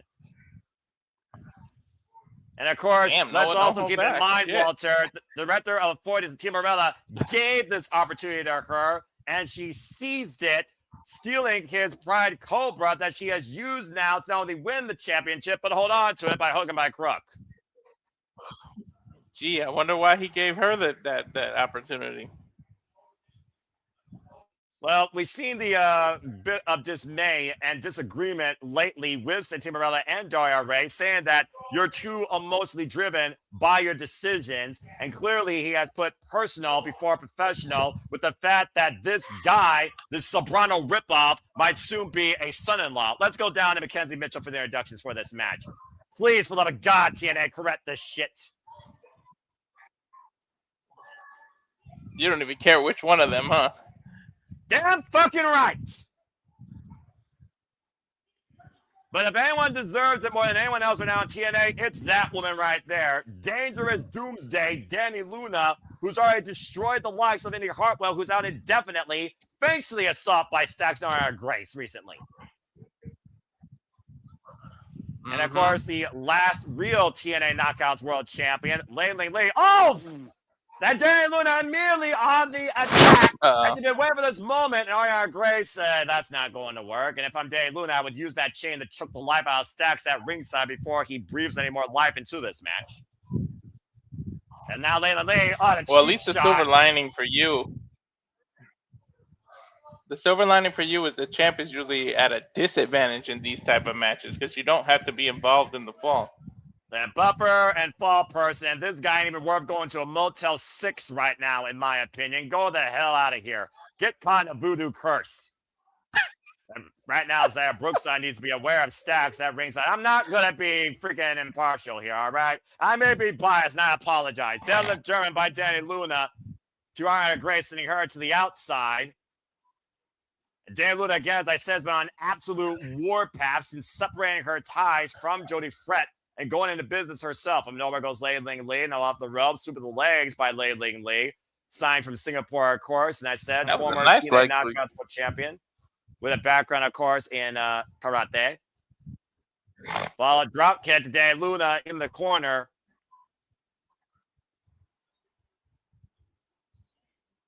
And again, Indy Hartwell, who was looking to be part of this equation, was taken out prematurely by Stacks and Arianna Grace, as we saw in that injury report, and is out indefinitely.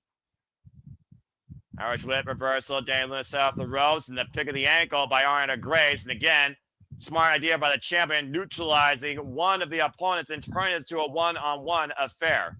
And now they lay with the tope suicida to the outside, wiping out Arianna Grace. And of course, in triple threats, there are no countouts and there are no disqualifications. The only way the title changes hands is via pinfall or submission inside the ring. Right now, Arianna Grace may not know where she's at. Send her back to Canada. Lee tossing Arianna back inside the ring. Dani Luna, though, immediately back on the attack. Dani Luna, who's already been in a dog collar match against Indy Hartwell earlier this year and owns a pinfall victory over Lei Ling Lee recently on TNA Wrestling. Off the ropes, up and around, up in the fireman's carry. Lei Ling Lee countering Arianna, looking for the net breaker. Oh, the Sobot kick bends the champion over. Nice snapmare and a big spinal tap kick line up the spine of this champion who was not given this by birthright. Snapmare, follow up, basement drop kick by Lei Ling Lee. Keeping on the offense and isolating herself for the time being with the champion. And Lei Ling Lee, who represented TNA Wrestling proudly since being re-signed later last year alongside Saya Brookside, of course, this duo known as the Angel Warriors. Lei Ling Lee held this title previously for 87 days, commendable fighting champion for 3 defenses. And as I said earlier, she won this title back to TNA in a triple threat at Gold Rush last year against Klein Jordan, the former TNA Knockouts champion, and Jordan Grace. Covered now by Lei Ling Lee to bring the title home, gets a 2 count. Dani Luna, though, immediately on the attack with that rear naked sleeper hold. The sandwich she compensated Lei Ling Lee. Lei Ling Lee able to roll out of it. Shoulders aren't down, though. Arianna Grace trying to take advantage here. Inside leg hook and a 2 count broken up by Dani Luna. And these are the situations you got to be aware of, Walter, as you talk about in a triple threat. Anyone can come in at any time for the win. And you never know where that hit's coming from. And Dani Luna Exactly. with That's the minute on this one. Deadlift German. The powerhouse of Doomsday Luna. Today could literally be Doomsday for Arianna Grace's hopes of being the cornerstone of the knockouts here in TNA. It would be peace to my heart if that's the case. Now Dani Luna isolated with Lei Ling Lee inside the ring. Removing the champion for now, thanks to that German suplex. There you see Stacks, though, of course, scouting and scouting Arianna on the outside. I gotta imagine if Arianna Grace was the title, she probably friends her boyfriend with never getting married. Wouldn't that be a shame? Oh, and Stacks, God bless it! Dropping out the ropes, and Dani Luna sent to the outside of the low bridge. Now Arianna Grace taking advantage of the drop kick. Here's the cover. Lei kicks out at 2. And again, you can use the hashtag TNA Sacrifice to be part of the conversation. And of course, Arianna Grace taking advantage of any moment she can to hold on to her only recognition in this business that she stole. Cover, hook on the far leg, and a 2 count on Lei Ling Lee. Stacks had to get himself involved. This is one of the most despicable, disrespectful, But technically it's legal. Pathetic excuses for the TNA Knockouts World Champion in a long damn time. Net breaker on Lei Ling Lee. Here's the cover by Arianna Grace. Look at the far leg, and Dani Luna breaks it up.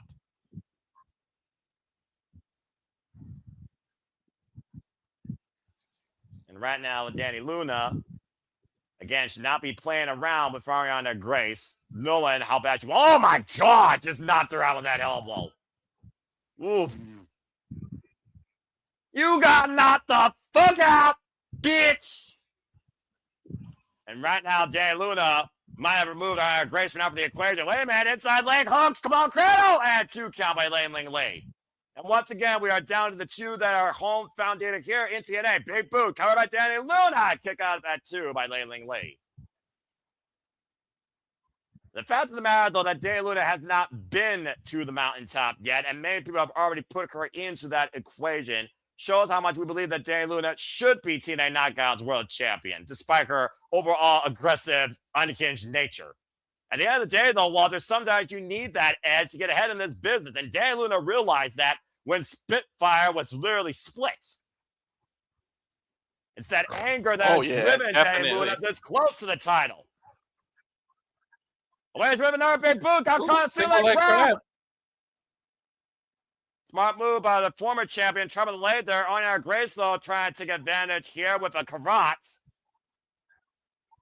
Again, desperation, and you can see it in Arianna Grace's face. She knows that she is the most vulnerable here than she has been so far since stealing the TNA Knockouts World Championship. Dani Luna left at bay. Arianna Grace sent up into Dani Luna's shoulders. Fireman's carry. Dani Luna, Arianna. Oh! Big spin kick. And a pump kick by Arianna Grace. Wipes out Ling Lee. Big boot. Wipes Arianna Grace by Dani Luna. And might be looking for the Luna landing. And a counter, front face lock, Fisherman's net breaker. Good grief. And Ling Lee spinning Silva, and Arianna Grace over. Remember, first pinfall submission inside the ring will be the TNA Knockouts World Champion. Setting up the Warriors way in the cover on Dani Luna with the sliding lariat prevents the change. That's the issue. You gotta keep your head on a swivel on these matches.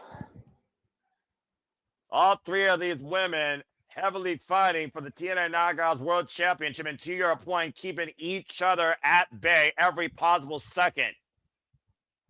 Now we got to see who gets the advantage first here. TNA Knockouts World Championship going all the way back to 2008, held by, of course, Gail Kim, and defined by the likes of Awesome Khan, Taylor Wilde, Brooke Tessmarker, Angelina Jolie, Rosemary back in 2017, Jordan Grace, she that will not be named, but I'll still name her, Masha Slammers, and of course, Hardcore Country, Mickie James, amongst so many others. Deadly strikes there, though, by the former mixed martial artist. Oh, looking for Thunderstruck. Arianna Grace able to escape. Botch. Not Angelina Jolie, Angelina Love. Yeah, my bad. I just realized that. That's why I get talking about movies with you. Find out more about movies. Did you say Angelina Jolie for real? I didn't even realize he did. He did. Come on, fuck it! Damn it! Yeah, he did, and you missed it, Walter. For like 10 minutes before we went on the air, we were having a conversation about Jim Carrey movies.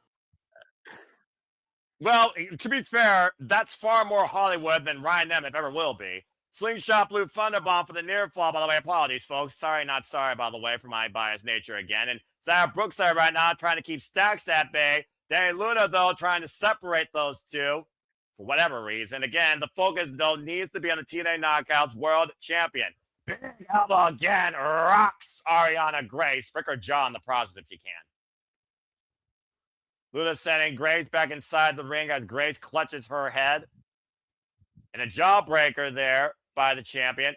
Ooh, man, nasty DDT. Cover to retain the title. Kick out at 2.5 by Dani Luna. Oof. Grace's eyes starting to bug out of her head, knowing how close she is to losing this championship and how we rectify this mistake that's happened.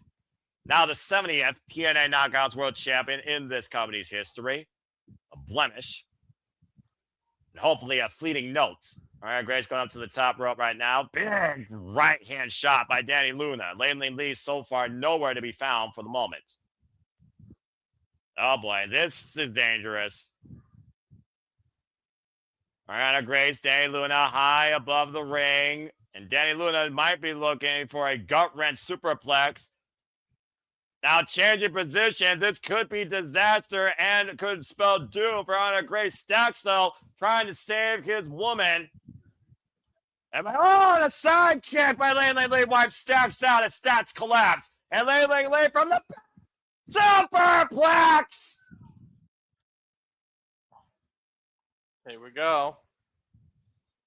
Could it be enough? Elayna to cover and Dani kick on it too. Immediately going for the cover on Arianna Grace. Looking at the far leg. A kick out by Grace at 2. But just barely. Take a look.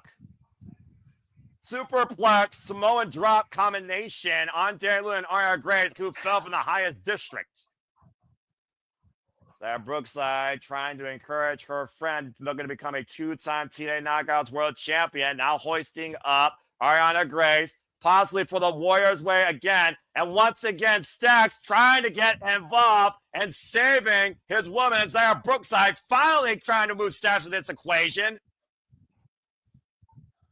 Come on, Brookside, kick his ass off. Fucking Grace from behind wipes Brookside out. This match really starting to come apart here as expected. Whoa, they with the cannonball, wiping out NXT. Nice. But again, you got to focus on pinning somebody inside. So bring her inside already. Or don't, and focus on Dani. Just get the towel off her fucking shoulders.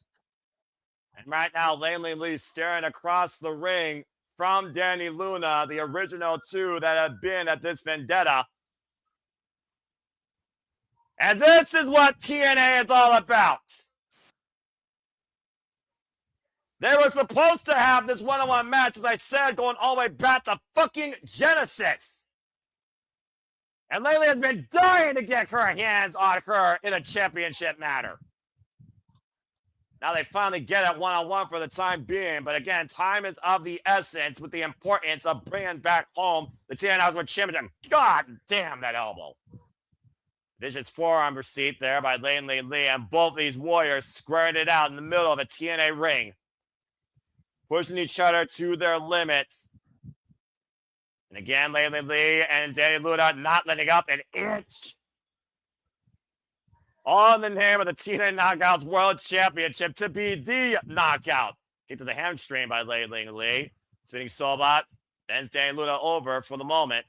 Went for the high kick, with Elayna able to execute. Weights lock applied, looking for the Elayna rope. Elayna able to hold on, though. And Dani catching Elayna in the body hold. Able to escape. Oh! And a big spin kick rocks Dani. So much been taken out of all 3 of these women, though, Walter. Again, as much as I've been taken out almost. Critical moment, here. Looking to hoist her up again. Right up on the shoulders, looking for the Warriors. Wait! Counter her.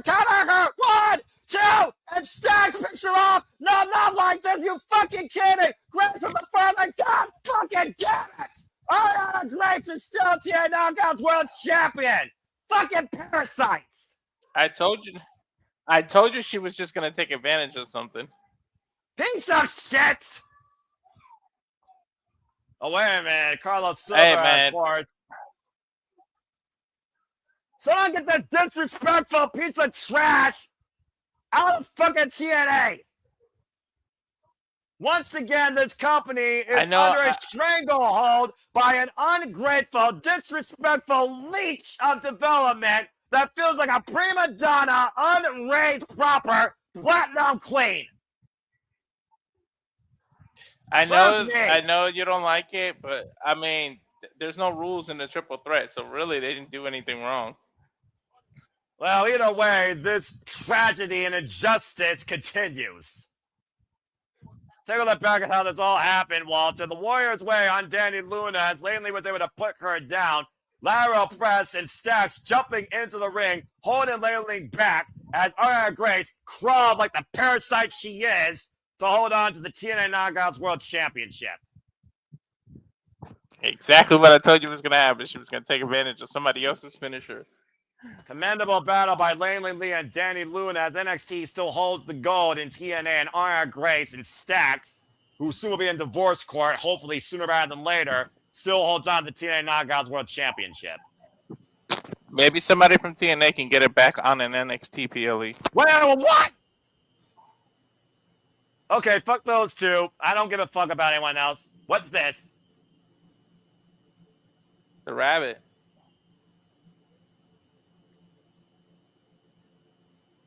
Again, Mara Sade, who's supposed to be preparing for a match here against Elayna Black here shortly. And now there's Rosemary. Huh? This ain't the Matrix, but you gotta follow the white rabbit. Yeah, well, why is that leading to the crazy Miss Mad Hatter Rosemary, though? The Mad Hatter, the rabbit. And in hindsight, I guess it actually makes sense, though. This is definitely not Wonderland.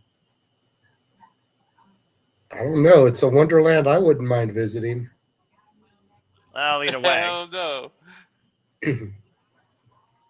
I don't know about living there, but visiting.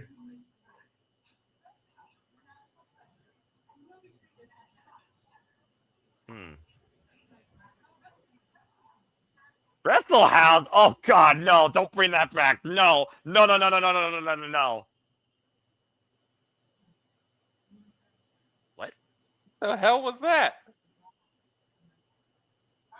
Little like pixie dust that flew across the screen there. Mm-hmm.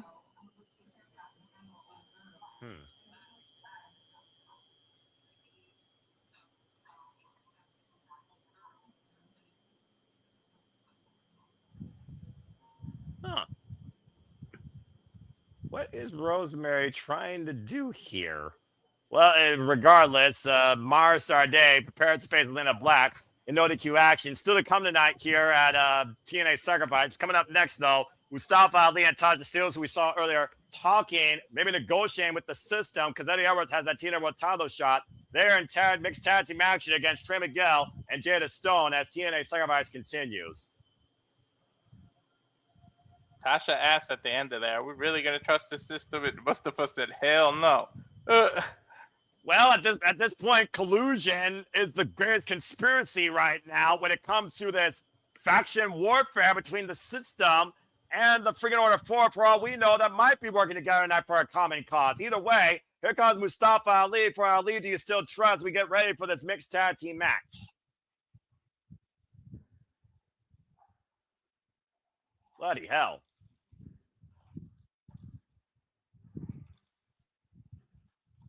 Anyway. Sorry, not sorry for my recent biased nature earlier. I stand what I stand by. Fuck that NXT.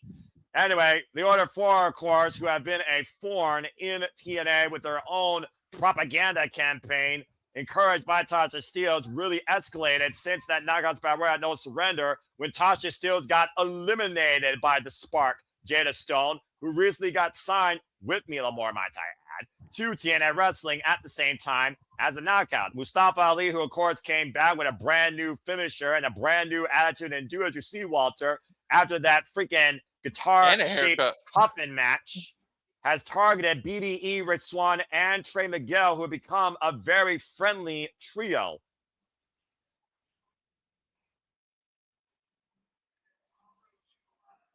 It almost looks like, if you notice right now, Agent Zero is not with the Order 4. It almost feels like the system maybe was negotiating if Agent Zero could work with them for tonight.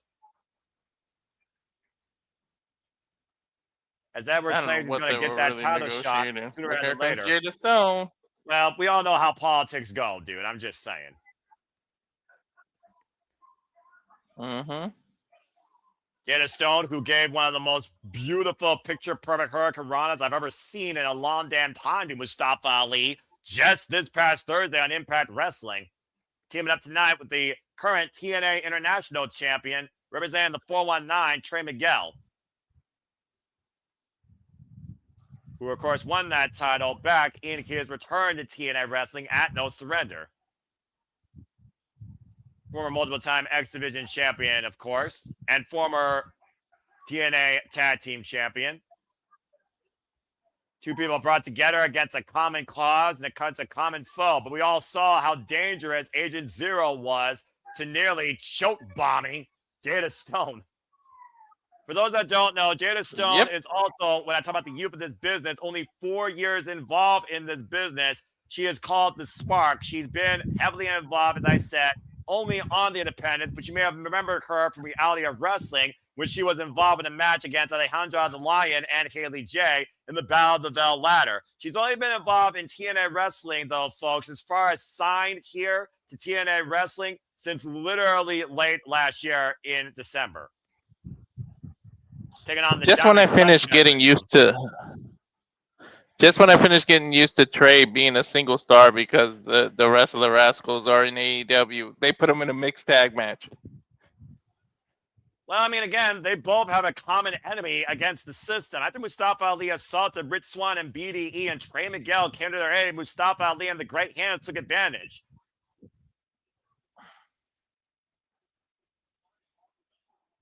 And let's keep in mind, we know the system has already got gold in their future. Not just Eddie Edwards guaranteed TNA World title shot. They can cash it any time. The system, not the team we're going to see tonight, but the system that won that fatal four-way Tag Team Contenders match are going to challenge for the TNA World Tag Team Championships at Rebellion. Anyway, mixed tag matches, folks. The men fight the women fight the women. But in TNA, like AEW, I guarantee you that shit won't last long. No, of course not. And I welcome it. We start things off and Mustafa Ali, one of the most, about to say, the man that came into TNA Wrestling when he first came in and beat Chris Sabin at No Surrender 2 years ago for the TNA X Division Championship. The last time the X Division Championship main evented a TNA special. And up and around right now is Trey Miguel tries to get the better Mustafa Ali. Yeah, except primarily, I still think Myron Reed and Leon Slater was the best match of that one other show. I think it was Victory Road. I don't remember if they were the main event, but if they were, then that was also rightfully deserved.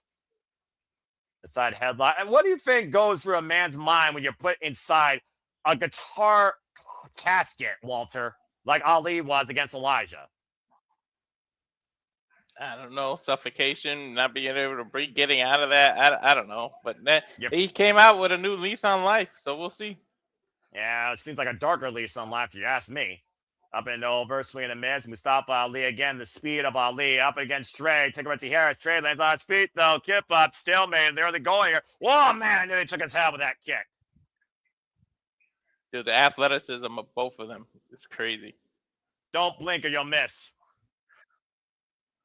Dude, and Ali's been around the block. He ain't a spring ticket either. He's still on this face. And now tag made to Jada Stone that finally will get a piece of Tashs Steelz one-on-one. No love lost here with these two women. I guarantee you all that. There's a reason why she's called the Spark, by the way. When this Spark is lit, she pops. Take over to Harris to Tashs Steelz. Tashs Steelz, former TNA Knockouts World Champion, beat Mickie James for her only run with the gold. And former TNA Tag Team Champion for the Knockouts. And also, Mustafa Ali and Tashs Steelz have won together previously as a mixed tag team. And right now, Jada Stone, oh my word, whoa! Steelz and Stone are ready to get on, and the men trying to cool things off. There's your spark, because she's fired up. Who's more fired up here, Walter? Jeez. I don't know. They say a fire can start from one spark, right? I'm about to say, I want to see these two just be let loose, but apparently Mustafa Ali and Trey Miguel are trying to keep things composed here. And now a tag made to Ali and Trey, who, ironically enough, might be the faster, but the more cooler head competitors here. Jada Stone, by the way, did beat Tashs Steelz in a one-on-one match back in February, but it only lasted 5 minutes, and Tashs Steelz has not let it down since. And Ali wiping out Stone with a cheap shot and slips by Trey Miguel. The girls might be too emotional, and when you lead with emotions, you tend to not focus, and you can lose the match easy. So maybe that's why both Ali and Trey try to take over. And that inexperience, though, also might play in favor of Tashs Steelz and the Order for it, not just as a cohesive unit and a mixed duo, but also a level of experience here in TNA Wrestling. And Jada Stone's out to prove a point here, and you can see that. She wants the tag. She wants in this, and she doesn't give a damn if it's Ali or Steelz at this point. Hell, she'll probably take on the whole freaking Order for if she can. And a tag made. She's crazy enough to do it. We saw this on Thursday night where she was able to take Ali over with a Hurricane Rana, and the world was shocked. The crowd's chanting, "You fucked up." I'm not sure who at this point, and Ali right now just laughing off Jada Stone. Last time Jada Stone was involved in a mixed tag match was alongside Elijah, by the way, and that's the last time Jada 4 was involved in mixed tag warfare. And just literally ragdolling Jada by her hair.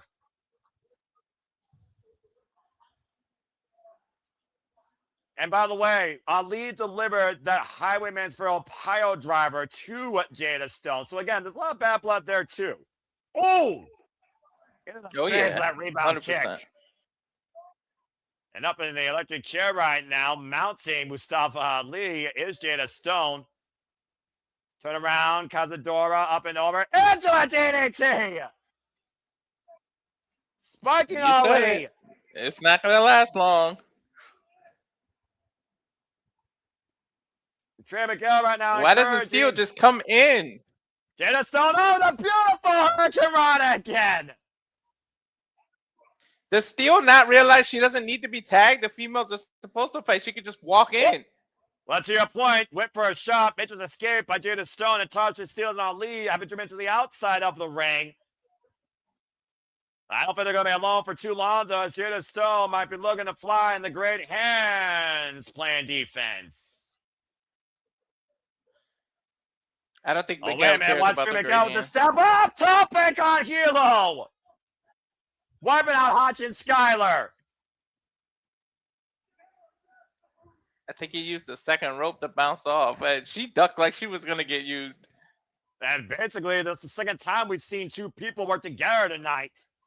And Tashs Steelz is trying to take a shot at Jada Stone here on the outside. Of course, Jada Stone, who was distracted by Tashs Steelz this past Thursday on Impact against Elayna Black. Oh, God, a draping DDT on the from the apron to the floor by Ali to Stone. Ouch. Well, that just reset the entire momentum of this match. Take a look here as Tashs Steelz slid Jada Stone directly into Mustafa Ali, who dropped her with that draping DDT. Very like it is, go covered by Ali. The referee shouldn't even be counting. It doesn't matter in this match. Like I said, Walter, it's a mixed tag. And the thing about the fact that New Orleans was Mustafa Ali's TNA debut. Put that in perspective. His first actual run here in TNA. When he arrived here in ring competition before becoming TNA Exhibition Champion. And Irish women, Tashs Steelz now, a little bit of misstep. A messy sliced bread, but still got enough of it. Here's the cover, hook on the far leg, and a 2 count by Stone. Or 2 count on Stone. I thought she reversed it. When she was trying to slip, she got reversed, but I guess not. Well, you know, tension's at an all-time high, and I'm not just talking about the ropes in and out of the ring at this side. They're creating distance here, locking up against Jada This Stone. is what, the third? The sidestep third or to fourth the match, man. outside. People sweat all over that turnbuckle. Well, action hot, fast, and furious here with all the animosity. Scott and Hodgson, he steals back to the inside and It's total scouting nonstop. to make the tag here to Mustafa Ali or prevent Jada Stone to make the tag to Trey. Up kick, though, creates distance. Tag made Ali. Tag made to Trey. It's Ali to meet Trey Miguel once again. Oh, beautiful kick there as Trey Miguel goes up to the top rope. Big missile drop kick turns Ali up and over. Again, Miguel won the title, as I said, folks, at the Pinnacle in Nashville at No Surrender when he returned home to TNA Wrestling. And up in the corner. And look at the strength. Oh! Face first goes Ali with the twisting DDT. Now Tashs Steelz. It's like a crossroads. With a paintbrush to Trey Miguel. And I'm not talking about with a spray paint can. Trying to live the TNA National Champion. And Trey catching Tashs Steelz. A bad shit. Backbreaker over the knee. Ali, though, sides up. Oh! And wipes out Jada Stone with that running kick. Ali connected with Jada Stone. By the way, Noah, look how many. He was looking for Miguel. Oh, man. Look how many viewers we got, Noah. Face first in the second turnbuckle, goes on lead full throttle after Trey Miguel went sidestep. And thank you to all, what is it? Again, I got to look at the monitor. 123 of you. If this is your first time, we do this for all the biggest shows, especially the PLEs for WWE, NXT, TNA, AEW, ROH cover, looking for our leg, back press, count. HOG, GCW, and Underground Promotions Level Studios for all fans wrestling. Look at the sidestep, by the way, and bam! That whiplash effect off the second You couldn't rope. even get the 3 letters out. That's hilarious. You couldn't get the 3 letters out. I am what I am, and I am what I am. Now Trey Miguel again caught, and Ali looking for his own. Oh, God! The date with the devil on the outside of the ring, that new finisher, that twisting over DDT. Tashs Steelz now legal. Tag made Trey Miguel in the drop stone as Trey was checking on Jada moments ago. And a big splash by Tashs Steelz. The cover with the near leg kick out at 2 by Trey. Good Lord. Now Trey Miguel cranes the distance between him and Tashs Steelz up on the second rope. Ali trying to come in for defense. Ali with the last shot. Oh! Thrown into a cutter! And Tashs Steelz back press the cutter! Kick out at 2.5 by Trey. Whoa, that was close. That man, Ali's legal as Jada Stone finally makes her way up to the apron, and Walter might be having technical difficulties, but it's okay. He'll be back here in a moment, folks. As again, the Order 4 is trying to send a message towards any man or woman in TNA wrestling that opposes them. Gets a kick up, now skins the cat up to the top rope, and Trey in position again. Double knee drop! Huge opening here for the TNA International Champion. As Ali and Trey are down. The Grey Hands looking on in anticipation and possibly desperation or frustration. Jada Stone ready for the tag. Tag made to Steelz, tag made to Stone. The women are once again at it. And again, Jada Stone trying to mount a comeback. Trying to keep up here. Oh, man, big forearm. And Jada looking to follow in. Sidestep by Tasha. Jada up and over. Hooks Tasha. Nice rope through. Oh, man. The high knees. Follow a drop kick to the spine. Not sure if you got all the knees, but definitely great double offense there by Jada Stone.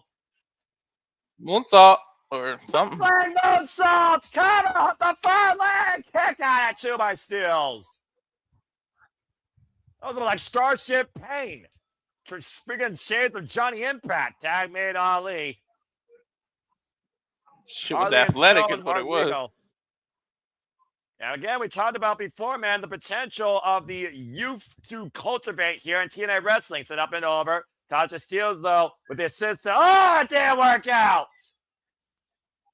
She spiked him. Steelz lended Stone to that DDT on Ali. Irish whip reversal. Jada Stone off the ropes. Pop up. Oh, to a destroyer!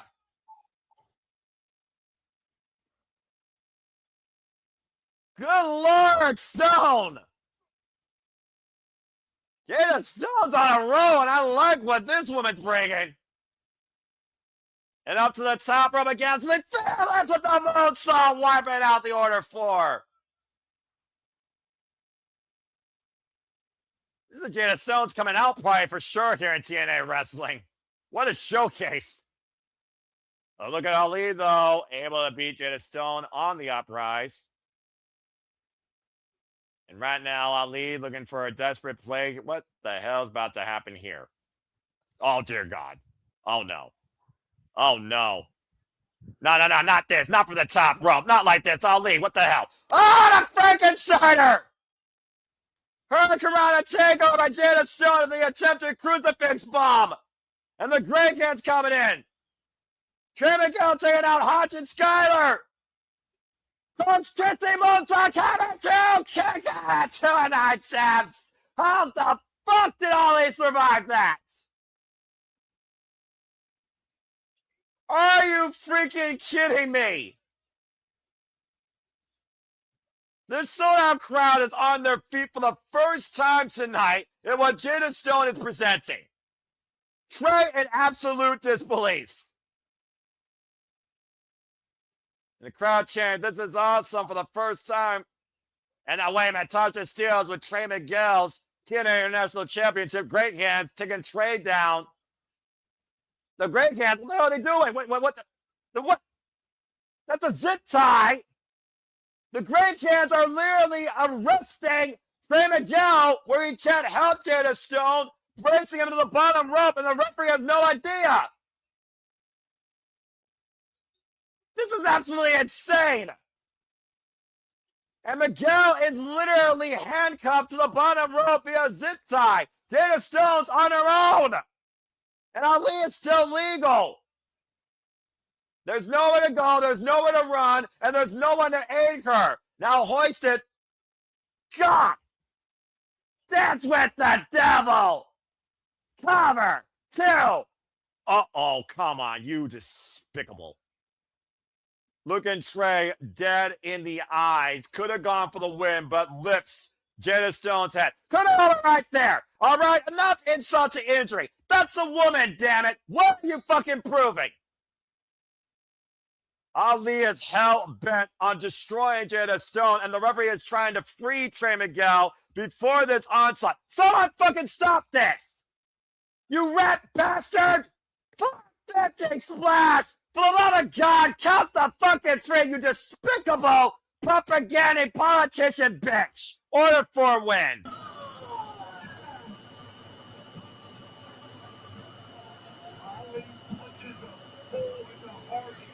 Well then.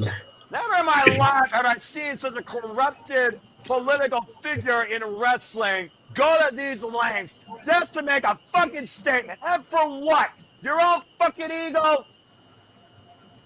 Regardless, Order 4 wins tonight at Sacrifice, sacrificing Jada Stone in front of Trey Miguel as a dance with the devil led to her downfall, but an incredible showcase nonetheless for the Spark. Well, I guess we can no longer ask Jada Stone if she ever danced with the devil in the pale moonlight. Again, that 450 JJ was overkill and absolutely unnecessary. Maybe so, but you got to admit it was pretty. Well, regardless, Jada Stone had this match nearly won all on her own, and you saw how desperate the Order 4 got with the Great Hands involvement. Insult to injury, but statement made against Trey Miguel and the TNA National Champion. But close only counts, Noah, and horseshoes and hand grenades. Well, nonetheless, I fear this spark will be reunited again soon enough, and Jada Stone is someone to watch out for. And mark my words, she is far from done with Tashs Steelz. As we go backstage to Ling Lee and Zaya Brookside with this. Calm, Noah. Calm. Let's just see where the story's going to take us here, okay? Whenever women have been involved backstage, we've been seeing a white rabbit. So let's just wait and see where things go, okay?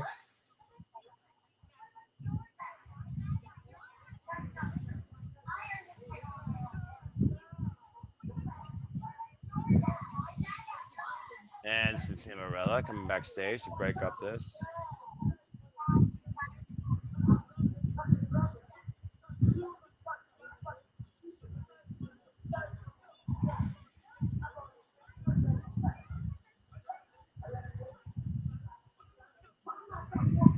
All right.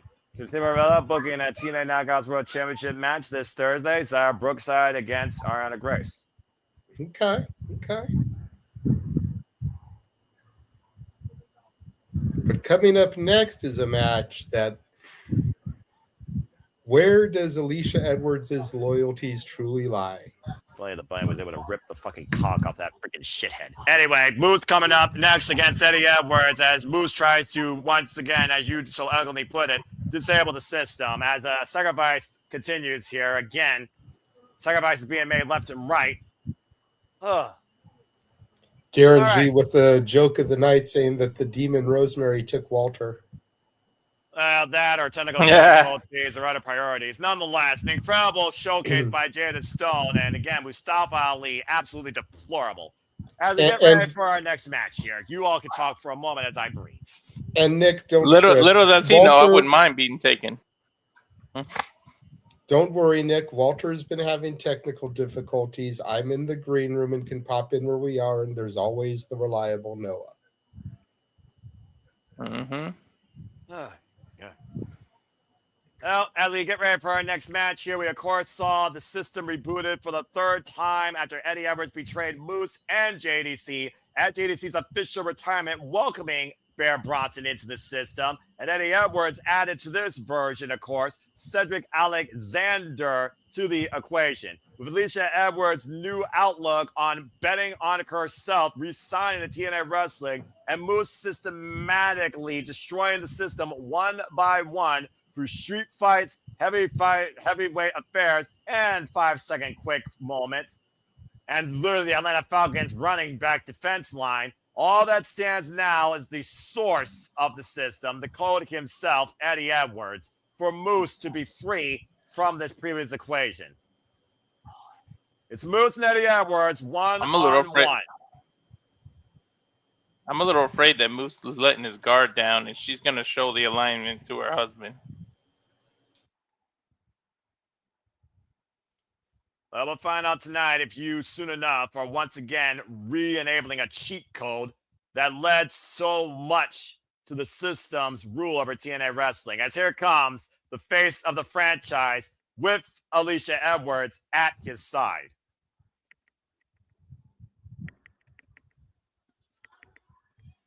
And Moose, as I said, former TNA World Champion. When TNA was brought back to life, he took the title from Alex Shelley back at Hard to Kill and had a historical run until he lost in a six-pack challenge at Summerversary to who finally became TNA World Champion for the first time ever, Joe Hendry. He went on later to become the X Division Champion and make sure that title was held in a higher regard than the TNA World Championship itself. Moose is a Grand Slam champion here in TNA Wrestling and has been a face of TNA since leaving football for professional wrestling back in 2017 when he showed up in the six-sided ring.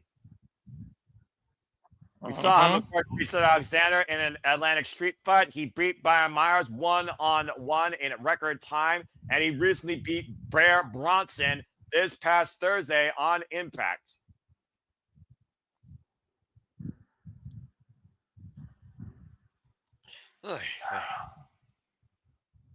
And here comes the guy behind the system since the pilots.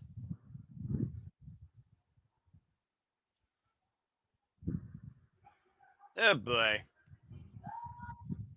And, of course, we know, Walter, Eddie Edwards literally has a guaranteed shot at the TNA World Championship thanks to that Feast or Fire briefcase, and he was trying to negotiate with the Order 4 is Special Agent Zero, who is no stranger to Moose, damn near concussed the man, by the way, in the first ever encounter, as an insurance policy. Yeah, no stranger at all. Gonna see. And it looks like Alicia Edwards is going to leave. This Moose brings a whole. Go ahead, Walter. It brings a whole new meaning to like tearing a system from within. He was in it. Now he's out of it. Moose, I'm speaking of. So best way to take it out. You were in it. Now you should know how the system works and be able to build the antivirus. Oh wait a minute! Edwards bringing out a kendo stick. Oh, the bell ain't ring.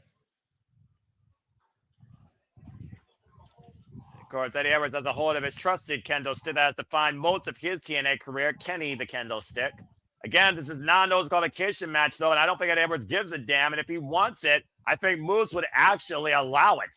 At the end of the day, this is the bad blood between these two men more than anything. We've seen the cracks form multiple months when it came to Eddie Edwards and Moose and the outlook of the system. And Alicia Edwards grabbing the kendo stick, and the bell is officially rung, and this one match is underway. Oh, man! And down goes Edwards with that plump kick.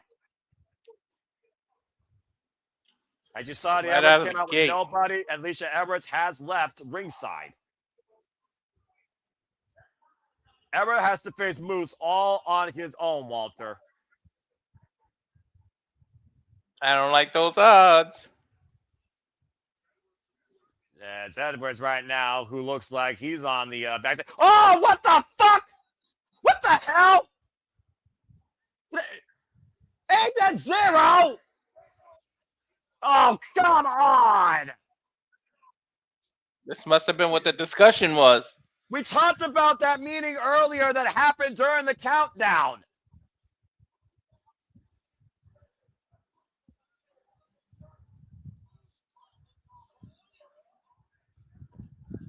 And literally, like you said, Walter, the fix was in from the get-go. Eddie Edwards said, if you can fix the system's Moose problem, I will guarantee you the first shot at the TNA World Championship when I gain the title. And look at Alicia Edwards trying to come to the aid of Moose and Eddie Edwards holding her back. Regardless, this match has been thrown out. Moose wins via disqualification, but it doesn't matter. This was never about a victory. This was about a statement and eliminating, in Eddie Edwards' opinion, the ultimate virus to the system. The personal weapon of Mustafa Ali unleashed tonight with paid interest. Bullshit. Shouldn't Moose have known this, though? You've been in the Moose had system no long idea enough this to know happened something earlier. was up. No one did. This is the definition of looking at anything but a winner after a match. By the way, check the private chat when you can. Well, I hope Eddie Edwards is proud of himself. What a four out of air in the bargain. Will Eddie Edwards hold up his? And will we have a brand new TNA World Championship in the system? I was way off. I somehow thought she was going to show her true colors. Yeah, apparently. Seriously. All right. Well, that was bullshit. Damn. Well, Moose wins regardless. The match did happen. Barely. Barely is the fucking answer of the night. Jeez. I think Noah wishes that the Arianna Grace match had gone that quickly. You have no fucking idea. Anyway, as Maclin speaks right now, we got a momentary break as Maclin talks about the sacrifices he's made and talking about, again, that Santana has no idea what sacrifice is, and tonight he looks to tag him and bag him. Again, Steve Maclin versus Mike Santana for the TNA World Championship still to come, but coming up next, Sade goes one-on-one against Elayna Black, and this time it's a no disqualification match. And again, shout out to the 185 of y'all that are tuned in for us right now. We greatly appreciate it. Make sure you like, subscribe, turn on the notification bell. Make sure you're following the social media accounts that are appearing at the top of the screen. And keep in mind that we are doing a pledge drive right now, trying to raise $200 for a $50 donation. Noah will sing Sweet Caroline in a white shirt. As we take a look at the skater girl herself, the former Cora Jade, Elayna Black, with renewed interest and vigor for her love of professional wrestling. Walter, this is a match straight out of our NXT as Cora Jade and Jakara Jackson are about to go head-to-head. Yeah. Cora Jade died a proper death, and Elayna Black couldn't be happier for it as we come into this match following, again, the outcomes of what happened during that Knockouts Battle Royale. Talk about the bad blood earlier with Jada Stone and Tashs Steelz. There's bad blood that goes back with these two, as you, of course, see right now. Sade holding pretty much a rhinestone-encrusted baseball bat, ready to take it to the streets in style. And, of course, we know this woman's been endorsed for her extreme nature and artistry by the Hardys. And Elayna Black already beat Sade with a knuckle duster in singles action following that battle royale, which led to this no disqualification match tonight. And apparently it seems that Sade is trying to strike some sort of deal with Rosemary, as we saw earlier. And we still don't know the implications of that yet. Well, Black attacking from behind, trying to seize the bat. The bell is officially run again, folks. Here, there's no disqualification. Anything goes. Only way to win is be a pinfall or submission. This is Elayna Black's third singles match since being, fourth singles match since being signed to TNA Wrestling on the behest of the assistant to the director of authority. Her first order of business, might I add, Daria Ray. Who she just hugged? Probably her mother, I had to guess. Big right hand by Elayna Black. And we know Elayna Black can take it to the extreme. If you follow this woman on Independence like I have before NXT turned her into almost a freaking wreck. As she spoke verbatim about with Denise Salcedo of how much your dream could really be a nightmare. And of course, we've also seen Mara Sade take no shit from anybody. Let's not forget the war she had with Ryan Nemeth. Every chance she got, she super kicked the spray paint tan off his fucking face. As both of these women are trying to rise to the top of this very competitive, young, hungry, still very developmental, in my opinion, TNA Knockouts division.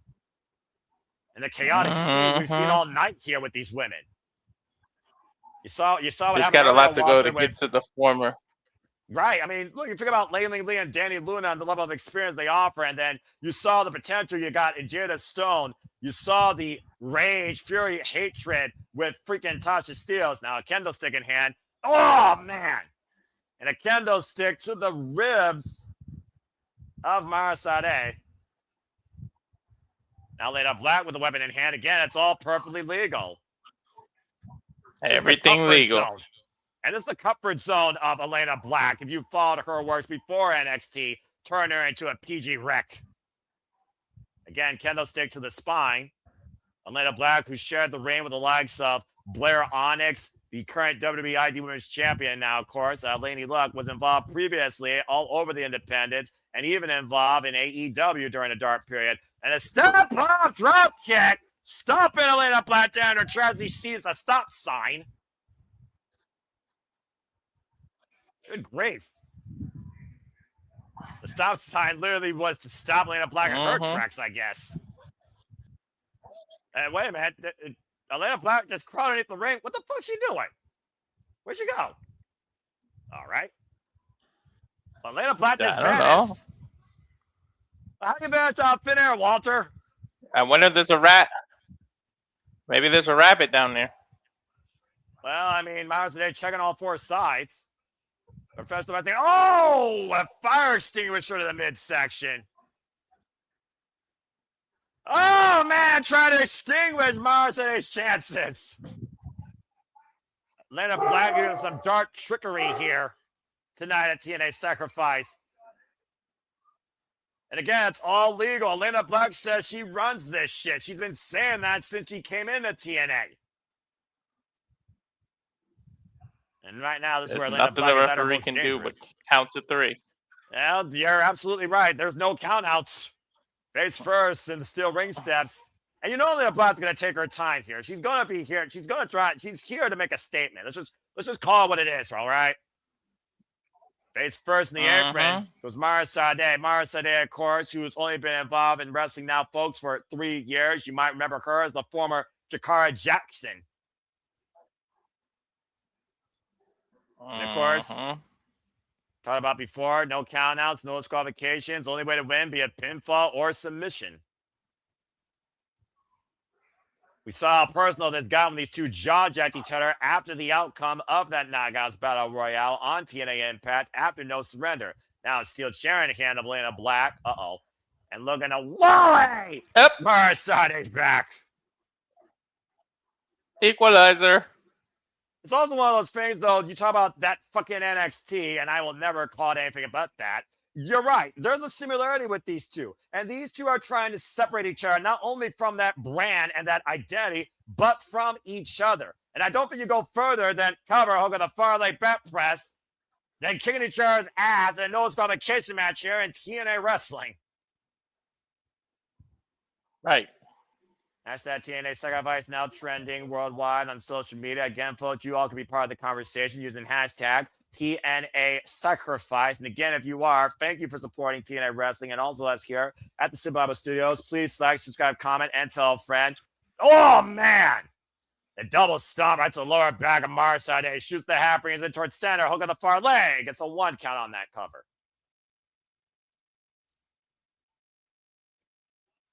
And once again, Elayna Black going to the outside of the ring for more tools of punishment, bringing out the lumber. And now, Elayna Black is not going to get the people what they want after they cheered for a table involvement. Now, Elayna Black, once again, looking to keep control of this no disqualification punishment her own way and not the audience way. Grabbing the hair of Sade. Irish whip, questionable. Sade is yet to be able. She Right? has yet to be able to get the hold of that diamond-studded bat. You wonder, is that going to be the key to this equation to victory, or is that going to be, honestly, her demise? To your point, it's still there in the ring, but now Elayna Black going back to a rest hold here. Sleeper hold applied. Rear naked choke. Sade pointed the elbow underneath the jawline, but smart move by Sade, trying to keep her fingers in between the forearm of Elayna Black and her throat. Trying to literally squeeze the life out of Sade's body as Sade grasps that baseball bat and finally gets Sade in the arm with it. Again, all those studded spots on that bat to the exposed area of Elayna Black. Ooh. She hitting anything, the thigh, the stomach. What an oxymoron. A stylish weapon. Ooh.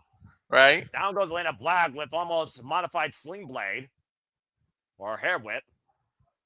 Trying to breathe new life here to this match. Of course, both these women trying to breathe new life in their young TNA careers in pursuit of the TNA Knockouts World Championship. Just throwing herself in the corner with the forearm. Momentum shift might be on the horizon. Chair the midsection right now. And Sade in the driver's seat, looking to give Elayna Black her own seat. What can Mara be thinking here? Going off the second row. Good grief. Into the chair with the cross body. The cover. Hook on the far leg and a 2 count. Well, it certainly was anything Pretty but strong pretty, chair. but it was definitely effective. It's a good rally so far, though, Walter. Just call it what it is right now. It's a rally. Blocks the kick. Yeah. Oh! Izaguri by Elayna Black. Elayna Black, who was trained by Mandy Sachs on her way to coming back to wrestling. And taken down hard. Cover hook on the far leg and a 2 count on Elayna Black. Good show of strength there. Elayna Black might be... hard.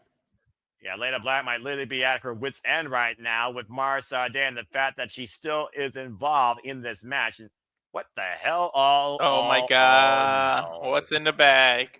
Remember what I said about Elayna Black versus what NXT PG turned her into? Yeah, you're about to see what Elayna Black is truly about. Thumbtacks! Hundreds of nasty little acupuncture. Someone's about to become a human pincushion. And Sade's Now the double underhook. exposed because her shirt is only half a shirt. Yeah, exactly. Wait a minute. The back body drop. And Elayna Black caught some of the tacks. Did not get out scot-free.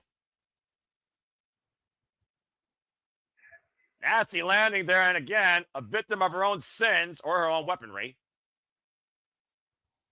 Now Sade hoisting Elayna Black. And power slam back first into the tacks.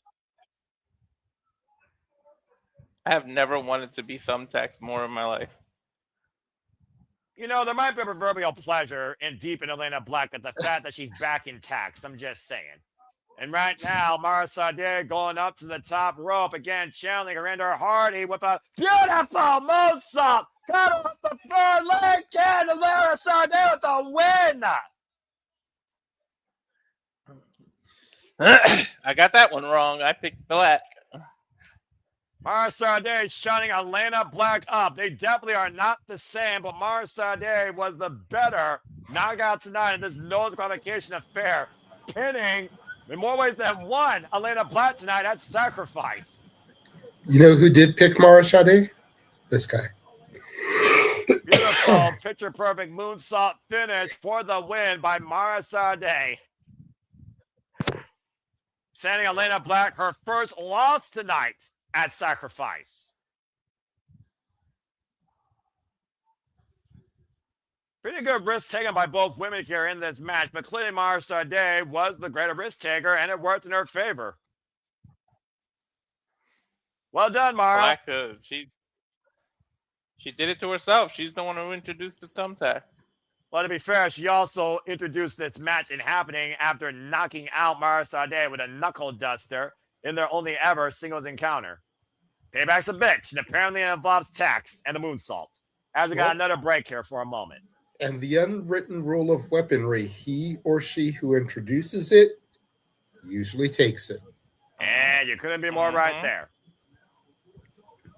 Well, again, folks, if you're tuning in for the first time, current, you see all the banners going across the screens. We are the Super Lava Studios. You can find us at SR Studios 24 on the X for all your continued coverage, updates, interviews, and engagements for all things wrestling and entertainment. It's been a wild night here tonight. We only have 2 matches left. As you see Steve Maclin preparing to show us he has sacrificed more for this chance and for the right to be called TNA World Champion again versus Mike Santana's story of self-redemption. And we also know the fix might be in thanks to Eddie Edwards and the system and the Order Force negotiation. Again, still to come tonight, Mike Santana defending the TNA World Championship on his own behest, wanting to kick Steve Maclin's ass, getting the man reinstated just so he could do it with the TNA World Championship on the line as interest. I do have 2 things that I want to bring up. Go for it.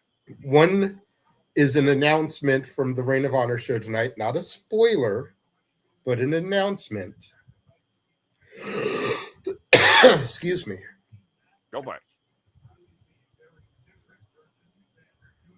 Let's see what you got here. Yes!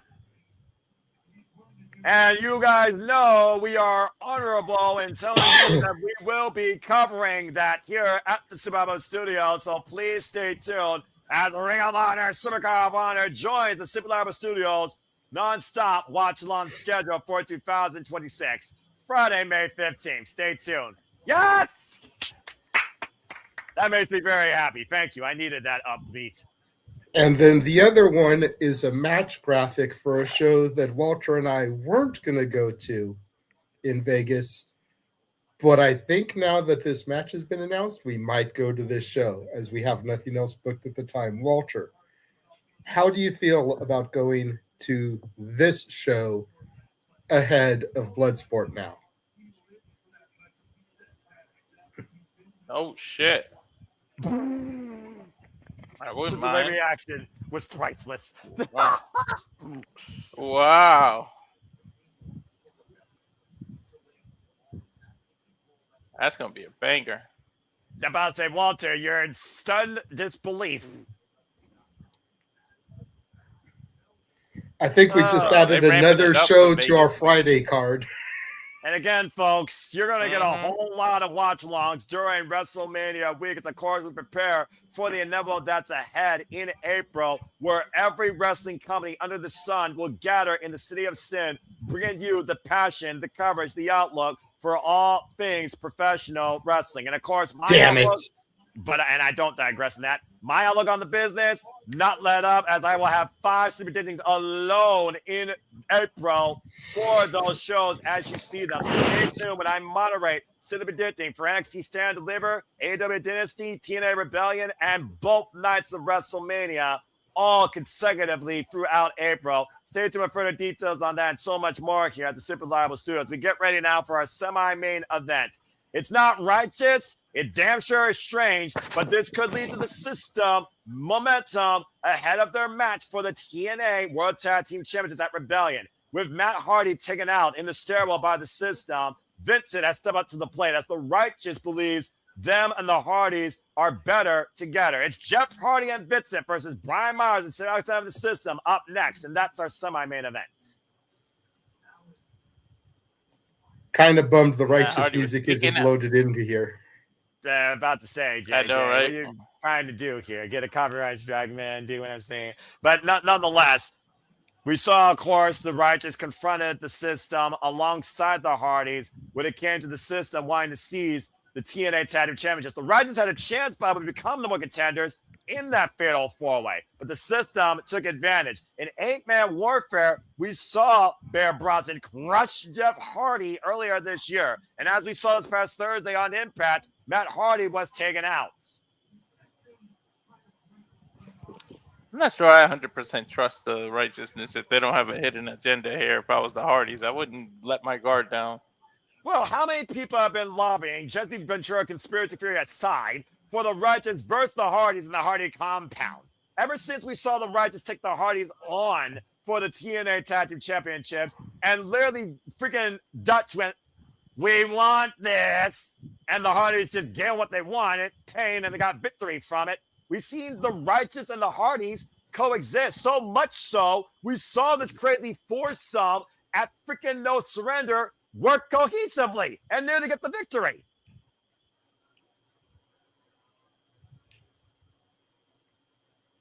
Regardless, whether or not you trust the system, with Special Agent Zero part of maybe their firewall, the system might be very much in control tonight of the future of TNA wrestling and all the gold.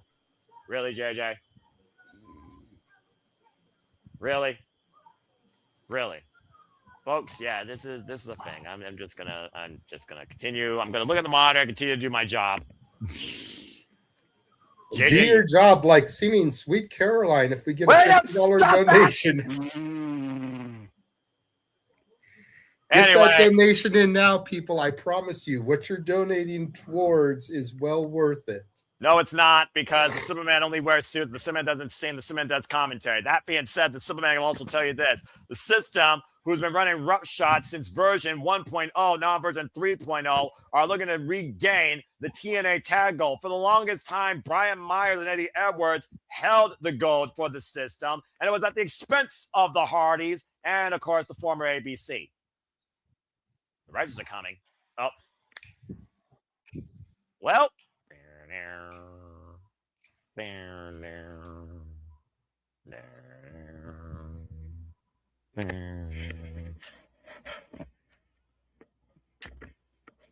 All right, enough of that. The Righteous, maybe anything but Righteous by name, sending you on a psychedelic acid trip, bringing stranger things as Vincent snaps his way to the ring, teaming alongside one of his idols in Jeff Hardy. I look at Vincent as a macabre when it comes to the way he carries himself and the way he speaks, Walter. He speaks in riddles, honestly, and half of the time they make no rhyme or reason or sense at all, except inside that crazy man's mind. Channeling the Hardy face paint tonight as we're about to get fully loaded.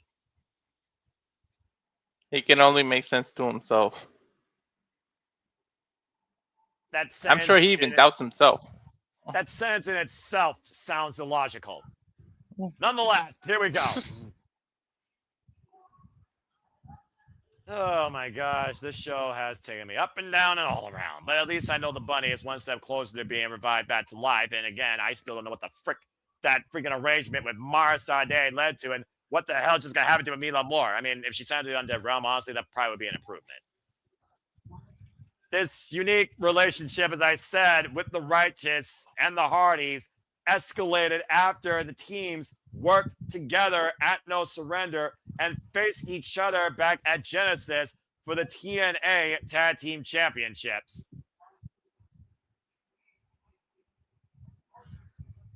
I would have never thought about Hardys and this working together. Despite the history of the Hardys leading generations and encouraging generations of tag teams all across the world in professional wrestling. For those that don't know, the Hardys are currently... Go ahead, Walter. What if TNA signed your girl, the bunny, and that's what this whole shit is about? It might be the one thing I care about in the Knockouts division. Again, I'll say it once, I'll say it again. The only reason I'm watching TNA verbatim via highlights, it's because of Rosemary's attempt at resurrecting the bunny. Nonetheless, this has been an interesting development tonight. He has not necessarily claimed their sin, but they may have just claimed me more as a sacrifice. And again, look at the face paint, Walter. One half Hardy, one half on Vincent. The two apparently complete each other. And that's a very weird combination.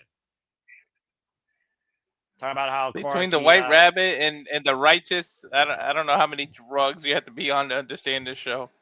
I'm just going to say this right now. This is a Superman public service announcement. Don't do drugs. You'll live better, and you'll also be more sane. Thank you. And, of course, the Righteous have been trying to support and help the Hardys as their current run as TNA Tag Team Champions. They have now been the Tag Team Champions, folks, for 4 times in their career in TNA alone. And this is day 251, and they have 7 defenses in their current run. And ironically enough, the last defense was against the Righteous at Genesis. They have not defended the title since January 17th, but will defend them against the System at Rebellion in Cleveland, April 11th. Bell reigns are underway. And the System combination that will face them is not Cedric Alexander and Brian Myers. It's Bear Bronson and Brian Myers. And again, Eddie Edwards, while he still has a chance to become TNA World Champion, it's still just a chance. He has not accomplished anything. So as far as the negotiation goes with the Order 4, if he doesn't fulfill his end of the bargain, it's still going to be a very dangerous night for the System. Poetry. Poetry in motion. A step up forearm line there. And so Alexander trying to come in with the run-in. Now, what the hell? And Vincent following with his own poetry in motion. Step up for him in the corner of Cedric Alexander.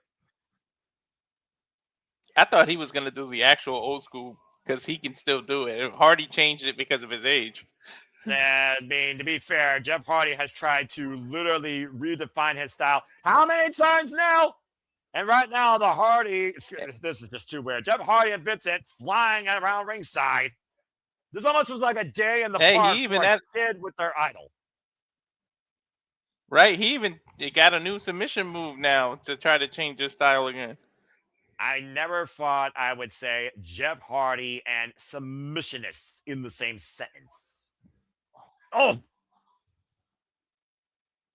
The fact of the matter, though, is Matt Hardy says he was attacked from behind. He didn't see his attackers. The Righteous said it was the System that did it and immediately stepped up to the Hardy's defense. So again, Walter, was the fix in? Did the Righteous do it to Matt Hardy? We don't know. We may never know. And again, folks, it will be Bear Bronson and Brian Myers challenging the Hardys for the TNA World Tag Team Championships at Rebellion. And yes, we will be covering that. You better soften them up now.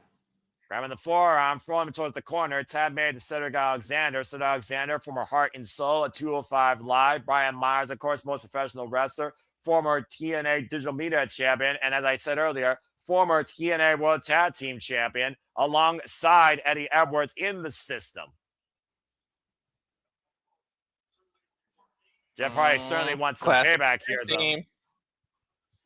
Well, I mean, you can understand Jeff Hardy's frustration with the System, with how many times they've assaulted them, attacked them, berated them, under any combination. Like I said earlier, prior to freaking No Surrender, the System squashed Jeff Hardy literally with Bear Bronson. Cover with a forearm in the face by Cedric. It's a 2 count on Vincent. But you would think he's too much of a veteran to fall for these tactics. He knows what they're doing. They're just doing that so he gets in and they can cheat. Yeah, well, is he smarter than the Righteous at this point? And does he truly trust the Righteous? Or is there a deep, deep intuition that the Righteous might be playing them? Brian Myers. Oh, man. Nice German suplex. Cover hook on the far leg. Side press. Gets a 2 count. That was more like a brain buster. More or less. I see more of that involved into being called a brain buster on Japan's side, but I'll give you that for the night. When I think of brain buster, I think you more so drop them on their head, not their back. Shoulders, the jury is out. Oh! And Myers and Bronson, Brian Myers, by the way, has been instrumental in training so many wrestlers, including AEW's Chris Statlander, thanks to Creative Pro Wrestling Academy. Now, Cedric Alexander and Brian Myers, we're getting great cohesion here. Again, as I said, the System are previous 3-time TNA World Tag Team Champions. And each of those times, Brian Myers was either with Eddie Edwards or his only inaugural run, Trevor Lee. For those that don't know, that's Grimes. But seriously, it's Trevor. All right, reversal. Vincent from the corner. So Alexander with the running forearm. And drop kick. Back in the head. Cover. Look at the far leg. And looking at Jeff the entire time. Get the 2 count. Right in the neck. Cedric has a plan because that kick was in the neck. Now he's holding him by the neck.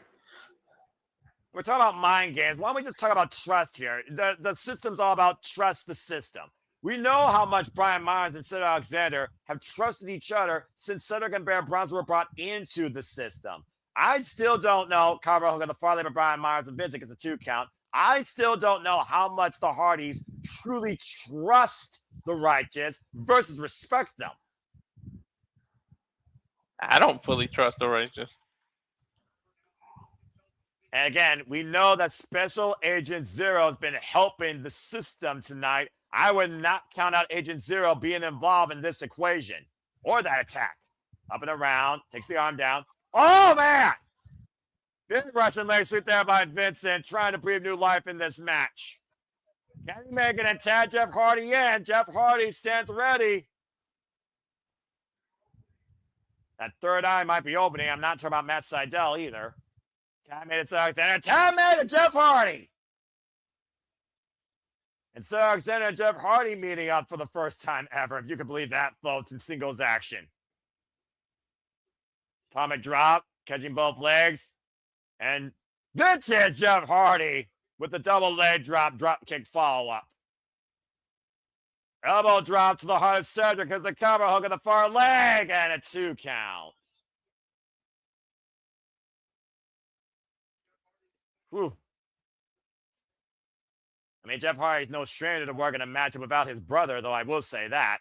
Get to the midsection, though. Of course, the Hardys have been literally resurged since coming back. Oh, man! Pushed off into a spear. Great timing there by the nice system. double team. Now, Cedric. Mizunoku driver. Is it done the deal? Cover! Kick out at 2. Woof. 2-on-1 situation, though, right now. Worst case scenario for one half of the current TNA World Tag Team Champions. You know what's crazy? Well, Jeff has been around long enough that he took that move from the originator. You're not wrong, honestly. Gets the mid-side again. 2-on-1 right now. Twist of fate. And Vincent. Face first goes to Alexander and the splash. A modified plot twist and broke up by Brian Myers in the last second. I'm surprised that Vincent given a lot of leeway. Yeah, well, I mean, at this point, based on the animosity of who attacked Matt Hardy, and we know the system is going to challenge, oh, man, for the TNA Tag Team Championships, I can't blame the referee here. Again, Cedric and Jeff are legal, though. I must remind you, Cedric Alexander and Jeff Hardy are legal. Looking for another twist of fate. Uh-oh. And now I think Jeff's ready for the finishing touches here. Are the creatures have woken up? Jeff Hardy up to the top. Wait a second. What the hell? What's up with Tron? A Swanton bomb on Cedric Alexander. That's Matt Hardy. What the hell? Oh, no.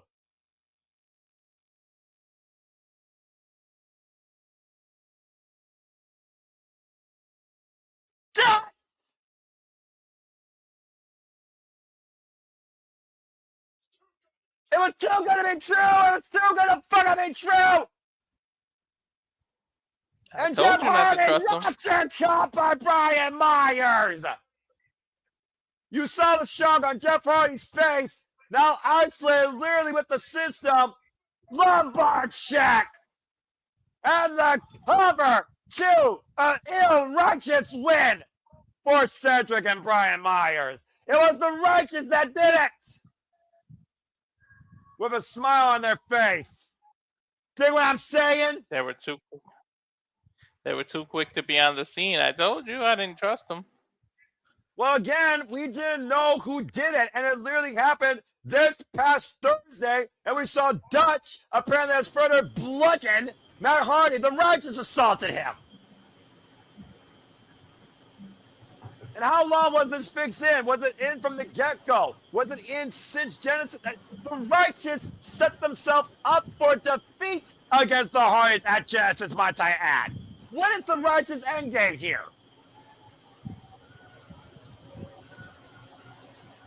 To get the tag titles themselves. I think. Go ahead. I think the Righteous want the Hardys to get broken. Well, if nothing else, I think they're psychologically broken at this point. And Vincent, seeing a prone Jeff Hardy down in the middle of the ring, walking away, damage done physically and mentally, it seems.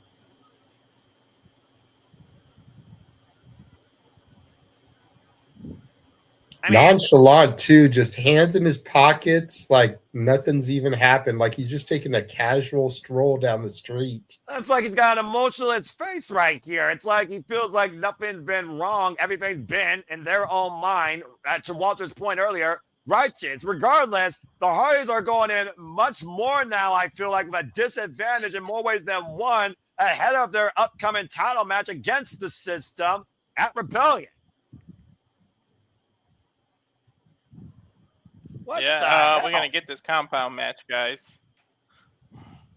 Well, something's got to give. We talk about sacrifice tonight. The sacrifice of Matt Hardy led to Jeff Hardy's downfall here tonight against the System. We'll see soon enough what everything leads to April 11th. Rebellion, I don't know what's afterwards, but I do know this. Cleveland is about to rock with TNA Wrestling for the first time ever I can remember from the Wolfstein Center. Again, folks, stay tuned. We'll be covering TNA Rebellion. That is TNA's next big stop, their actual next pay-per-view, the second of their big four. Yeah, there's actually a company with a big four. Ain't that a crazy fucking idea? The $1 million question, though, is will our own Ohioan be in the building? No. Priorities are passions. It's going to be WrestleMania week, and I don't have the money, lodging, and the transportation added up together to do that. It's not happening. But to your point, we don't know what else might happen at Rebellion. And I'll be here calling it regardless if you want a silver and orange suit. That much I'll guarantee you. Well, it looks like we'll have Leon Slater versus Cedric Alexander for the X Division Championship at Rebellion. That's an interesting run back considering Cedric already lost Leon, but Cedric was not part of the System at the time. Much like we talk about a reboot, a restart, a second chance. Could the former Heart and Soul 205 Live become the face of the X Division? And also, as I talked about earlier, the System is going to be very busy. Bear Bronson and Brian Myers earned the chance to challenge the Hardys for the TNA World Tag Team Championships, and that will happen at Rebellion, April 11th. As well as the king of TNA taking on the loner Elijah. Well, considering what happened earlier tonight, I'm not surprised. And we also know that Mustafa Ali, the heinous actions aside, statement made, message sent, challenge made. Trey Miguel will defend the TNA National Championship against Mustafa Ali with the Order 4. This was also made earlier by Santana Morella. Arianna Grace will defend the TNA Knockouts World Championship against Layling Lee's Angel Warrior partner, Zaya Brookside. Looking to bring home the gold to TNA Wrestling Thursday night, next week on Impact Live. And nope.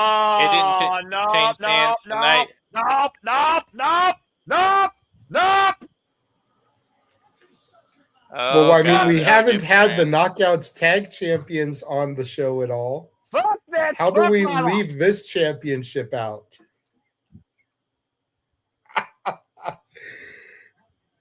Gotta love it.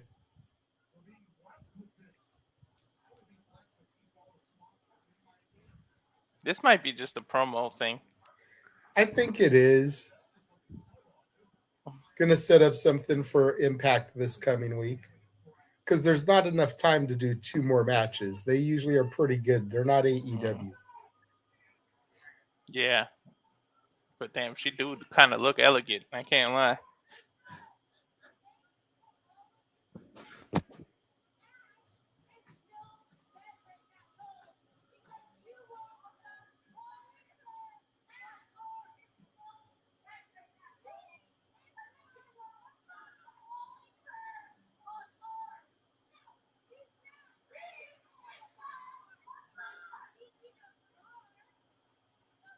M by Elegance talking about how Ash is still bedridden because the fans won't stop calling her a mark, saying that the fans of the building are marks.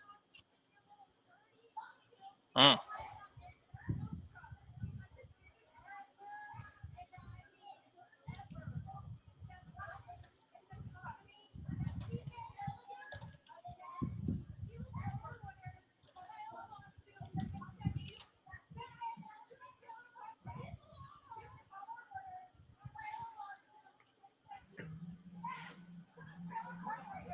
It's ODB, one of the original knockouts.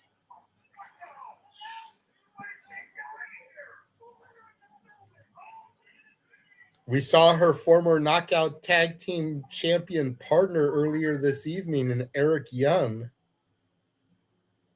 I'm always hungry, bitch.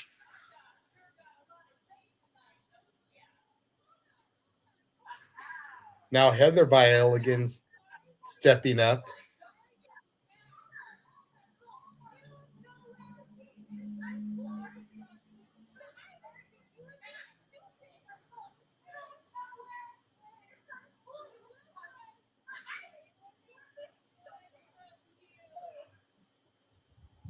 Playing the numbers game. There's two of them and only one ODB, but you know ODB's got something up her sleeve.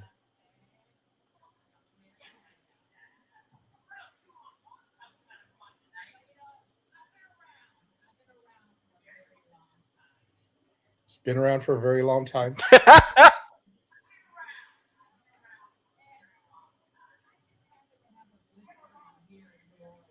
Happen to have a good friend here in New Orleans.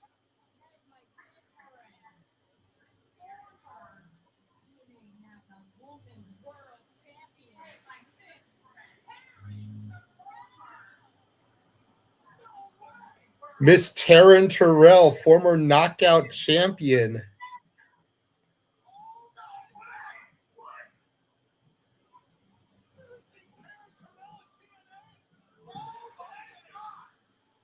It's been almost 10 years since she's been in TNA. Mm-hmm.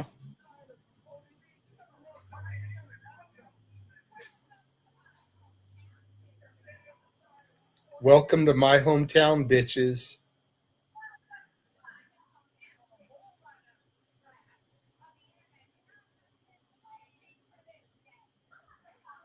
Hometown girl.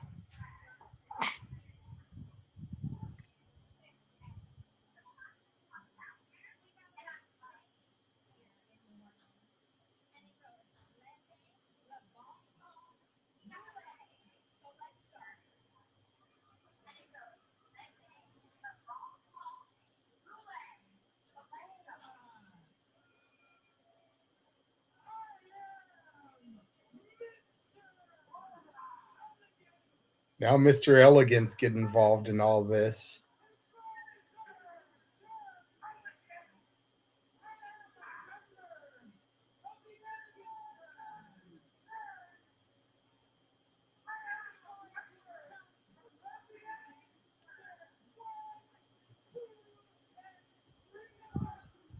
There's three of them and now only two women. Oh shit. Who's gonna come out now?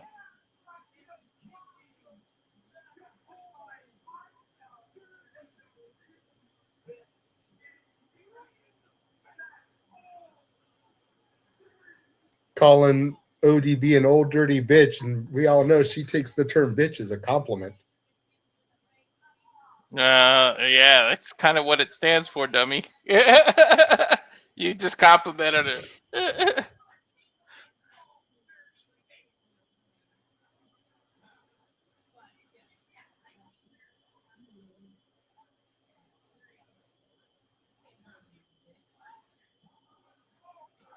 Mickey James, little hardcore country. I thought it was gonna be Mickey James originally.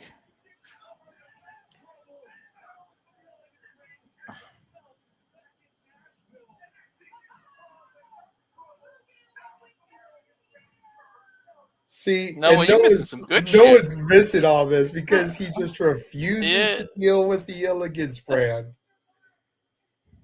Women that actually helped define the Knockouts division. That's his Knockouts division too. Right?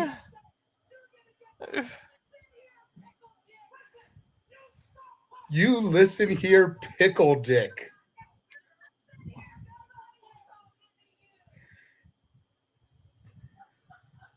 I think hashtag Pickle Dick is now going to trend worldwide. Right.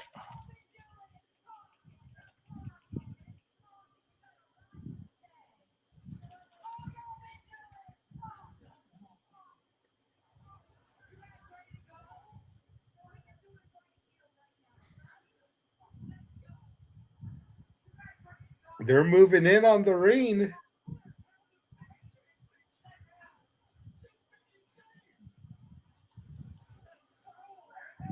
Mr. Elegance down.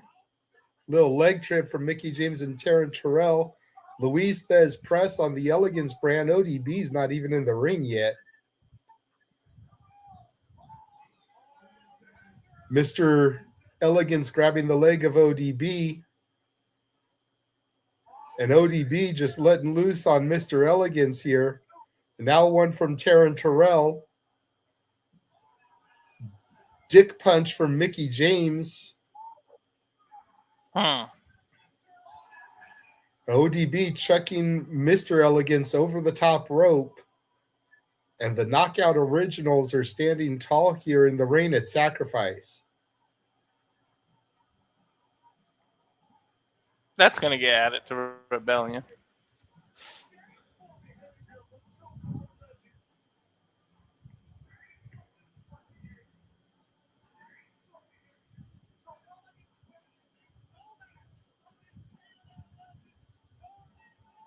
And the Elegance brand backing up the ramp.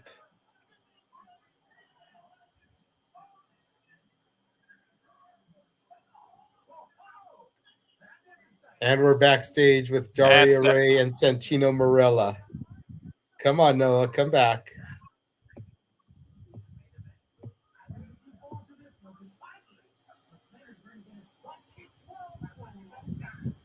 It's over, Noah. Definitely Come gonna get on. added to right?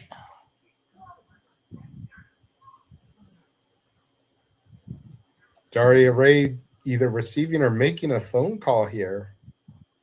Interesting. And coming up next, it is our main event. Mike Santana defending the TNA Championship against Steve Maclin. Who just a few weeks ago was fired. Yeah, I still don't understand that bullshit.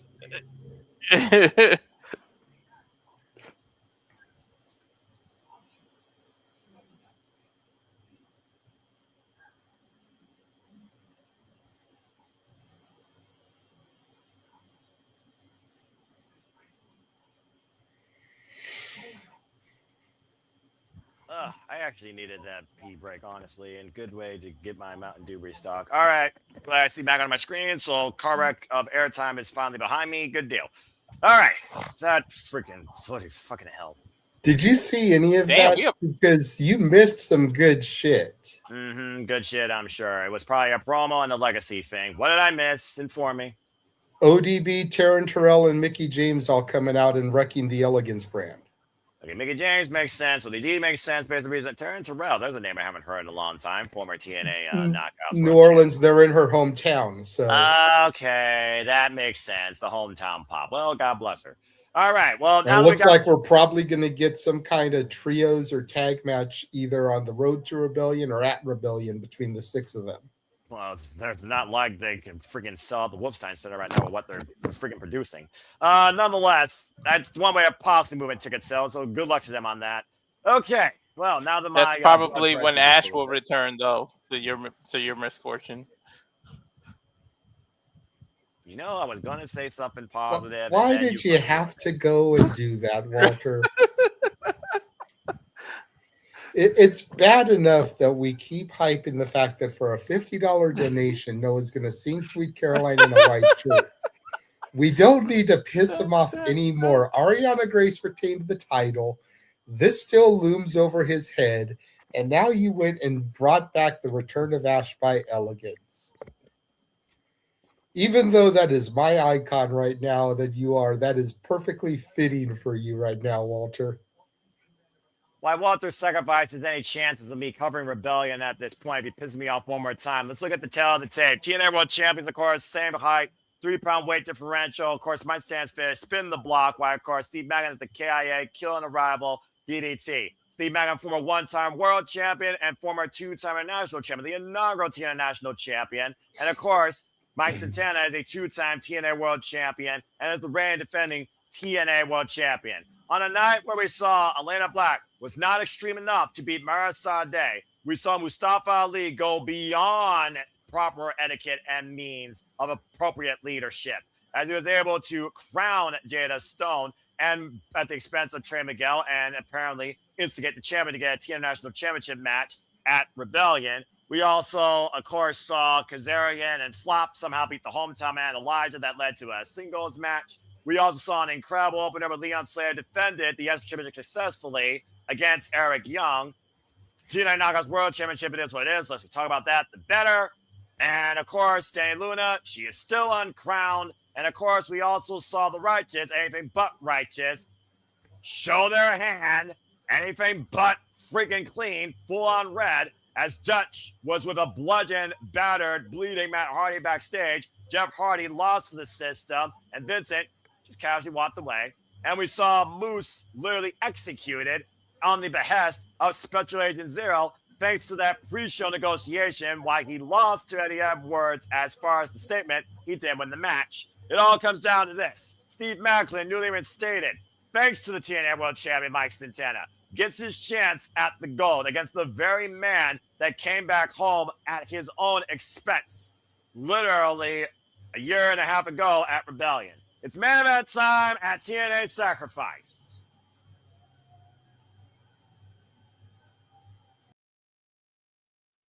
And thank you again, everyone that's tuned in. Please subscribe, comment, tell a friend if you've enjoyed or somehow endured or want to hear more of these crazy reactions, conversations, and other play-by-play watch-along coverages for all things wrestling, including WWE, NXT, AEW, ROH, TNA, GCW, HLG, and other independent promotions galore. Produced for all the biggest shows across all things wrestling, including more New Japan and Japanese wrestling coverage. Stay tuned for further details on our watch-along schedule, of course. And again, if you've enjoyed everything, please like, subscribe, comment, tell a friend. Follow Edsler Studios 2024 today on the X to continue forward with our watch-alongs. Follow the Cements brand if you want to continue with City Predicting, and follow the Rage of Wrestling, and follow Casting Angel Studios, Jay Gilbert 95, and Bad for Wrestling, and the Wrestling Collective. As of course, we get ready for our main event here tonight at TNA Sacrifice. A man that sacrificed so damn much, the days and nights away from his little girl, overcoming his own demons, becoming a better man than what he was previously. A former member of LAX underneath the leadership and guidance of Conan, alongside his brother Ortiz, came back home to become the standard of TNA wrestling, beat Josh Alexander for that spot, and went on a journey on a path of purpose to fulfill a self-made promise to become the TNA World Champion. Enters tonight's main event at Sacrifice. You realize Maclin has a chance to flip that match on his head? He might do the opposite. He might go from fire to feast instead of feast or fire. He might become champion after supposedly being fired. That's a fair point, considering, again, this is all about Steve Maclin saying Mike Santana is the most selfish man in the business, after Mike Santana called him the most selfless man. And Steve Maclin admitted, I was selfless, and maybe that's why I was fired, but I'm not going to be that anymore. I'm here for one thing and one thing only, myself. And it comes with, hopefully, that TNA World Championship, as Mike Santana got Steve Maclin reinstated. Let's go down to Mackenzie Mitchell for our main event introductions. From an international champion to a possible world champ. For the second time. Ironically enough, the first time he won was when the title was vacated against Kushida. And that stage he won it at was Rebellion. Rebellion has so many connections to Steve Maclin and Mike Santana. It's ridiculous. Steve Maclin, 38 years of age, 14 years involved in the game. As I said earlier, inaugural TNA National Champion, won it last year at Unbreakable in the end of that triple threat tournament.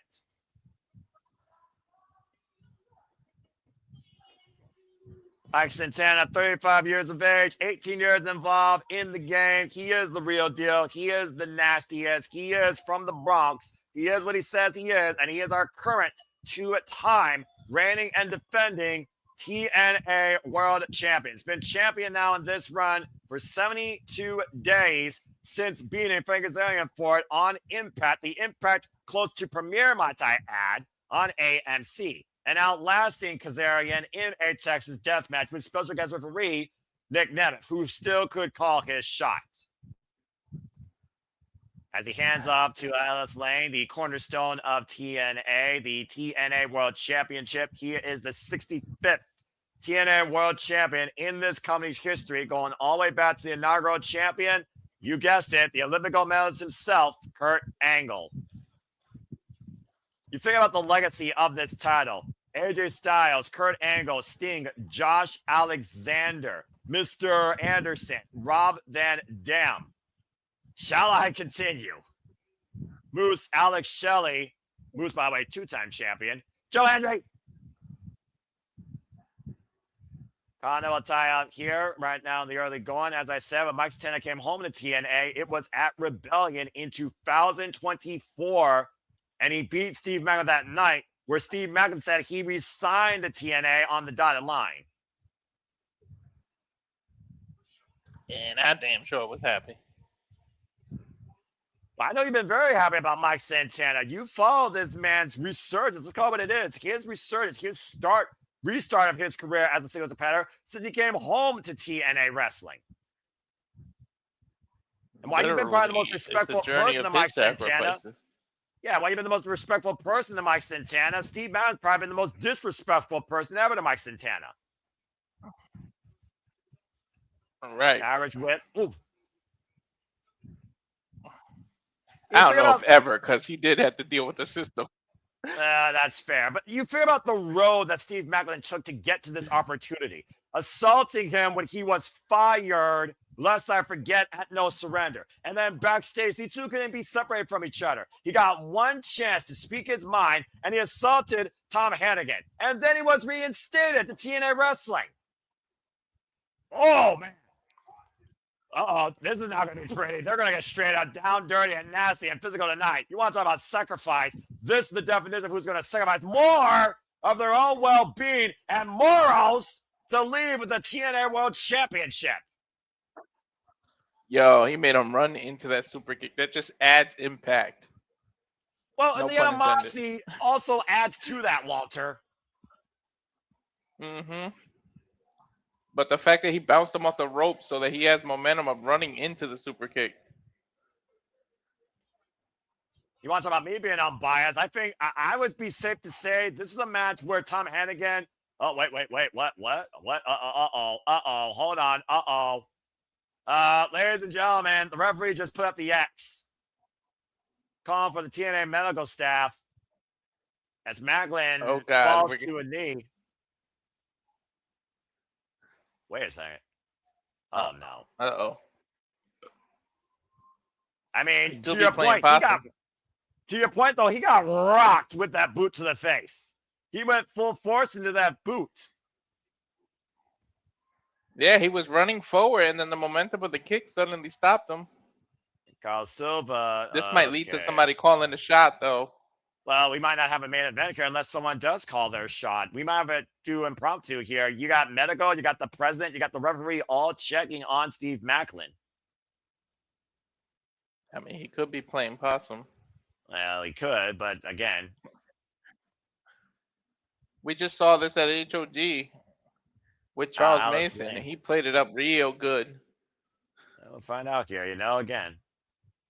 You see Maclin standing.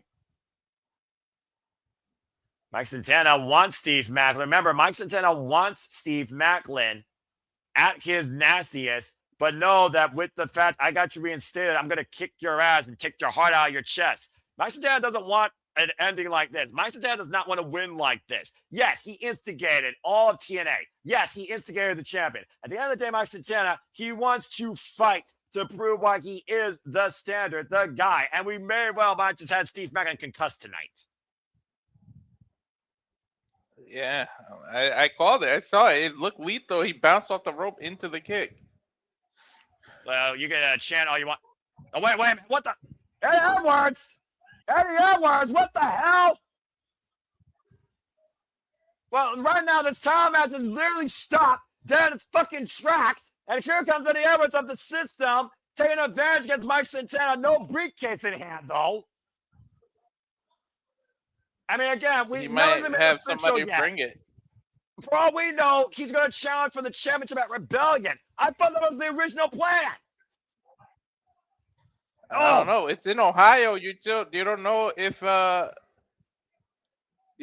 get the shot call. That's the hometown. Well, anyway, the side press on the apron, and the president is not agreeing with this action at all. We literally have a step. Nothing's been removed from ringside, folks. And right now, Eddie Edwards immediately continuing on the attack. What the fuck is supposed to? I thought he's supposed to face him at Rebellion. Double underhook by Santana. Oh, the back body drop. Mike Santana came in tonight to fight. Came in to defend the championship. If it has to be Eddie Edwards, why the fuck not? Cash it in. Gotta stay. Well, at this point, we don't have a match. We have a fight. Woody! That table coming out now. I mean, you could argue all you want with the decency of a human being. Human beings are human beings at the end of the day. I didn't want this to end with Steve Maclin this way. Eddie Edwards ringing the irons of Mike Santana. We have no official. We have no match right now. We have nobody to fight. Not blocked. We got a brawl. Yeah, and Eddie Edwards just got wiped out by Mike Santana. And now Santana with Eddie Edwards in his clutches. Wait a minute. We have to throw this match out of the predictions. Yeah, officially, this match has been officially called off. It's off the prediction leagues, but I don't think Mike Santana's night is done here. Eddie Edwards has been laid out on a table. Mike Santana's going up to the top rope. Oh, my shit! Santana, the cross body forever through the table. He splashed through the wood. Even Carlos Silva is applauding in approval. Well, there you have it. The official call for this TNA World Championship match. This is a no contest, which means Mike Santana is still TNA World Champion and has just crashed one of his threats. Well, at least they did something on the fly. Well, I mean, what else can you do with a situation like this where you only wish the best for a human being's mental capacity? Either way, Mike Santana did not have to sacrifice much tonight to hold on to the TNA World Championship as Eddie Edwards got wiped out through a table. Mm-hmm. Take a look back here at this closing moment here with this splash. Caution the win. Throwing his own well-being through Eddie Edwards through that table. Again, Eddie Edwards is supposed to be challenging, I believe, for the TNA World Championship at Rebellion. It's still nothing's official.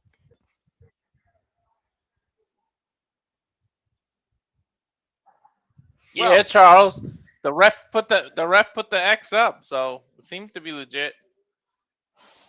Well, either way, what goes around comes around sometimes when you literally have evil ways. Regardless, we sacrifice our main event with Mike Santana still standing as TNA World Champion, Eddie Edwards left in a heap, and Maclin might be concussed. But in the meantime, that officially ends TNA Sacrifice. So for the Renegade Wrestling J.J. Williams, for Mr. Robert Walter Cruz, for each and every single one of you that are tuning in, the near 300 of you, God bless you. I'm the Noel Foster. Face tune into our covers TNA Sacrifice. Until next time, take a pause and Pat's in live. Have a good night. Hope to see you tomorrow for shenanigans, interview, and further coverage and commentary and some of the things to come too. And we'll see you next time in and out here at the Super Level Studios. We want to remind you, protect your mentality and always just enjoy life and enjoy wrestling. Thank you so much. This has been TNA Sacrifice. That was absolutely abrupt. Walter, cut the fucking feed.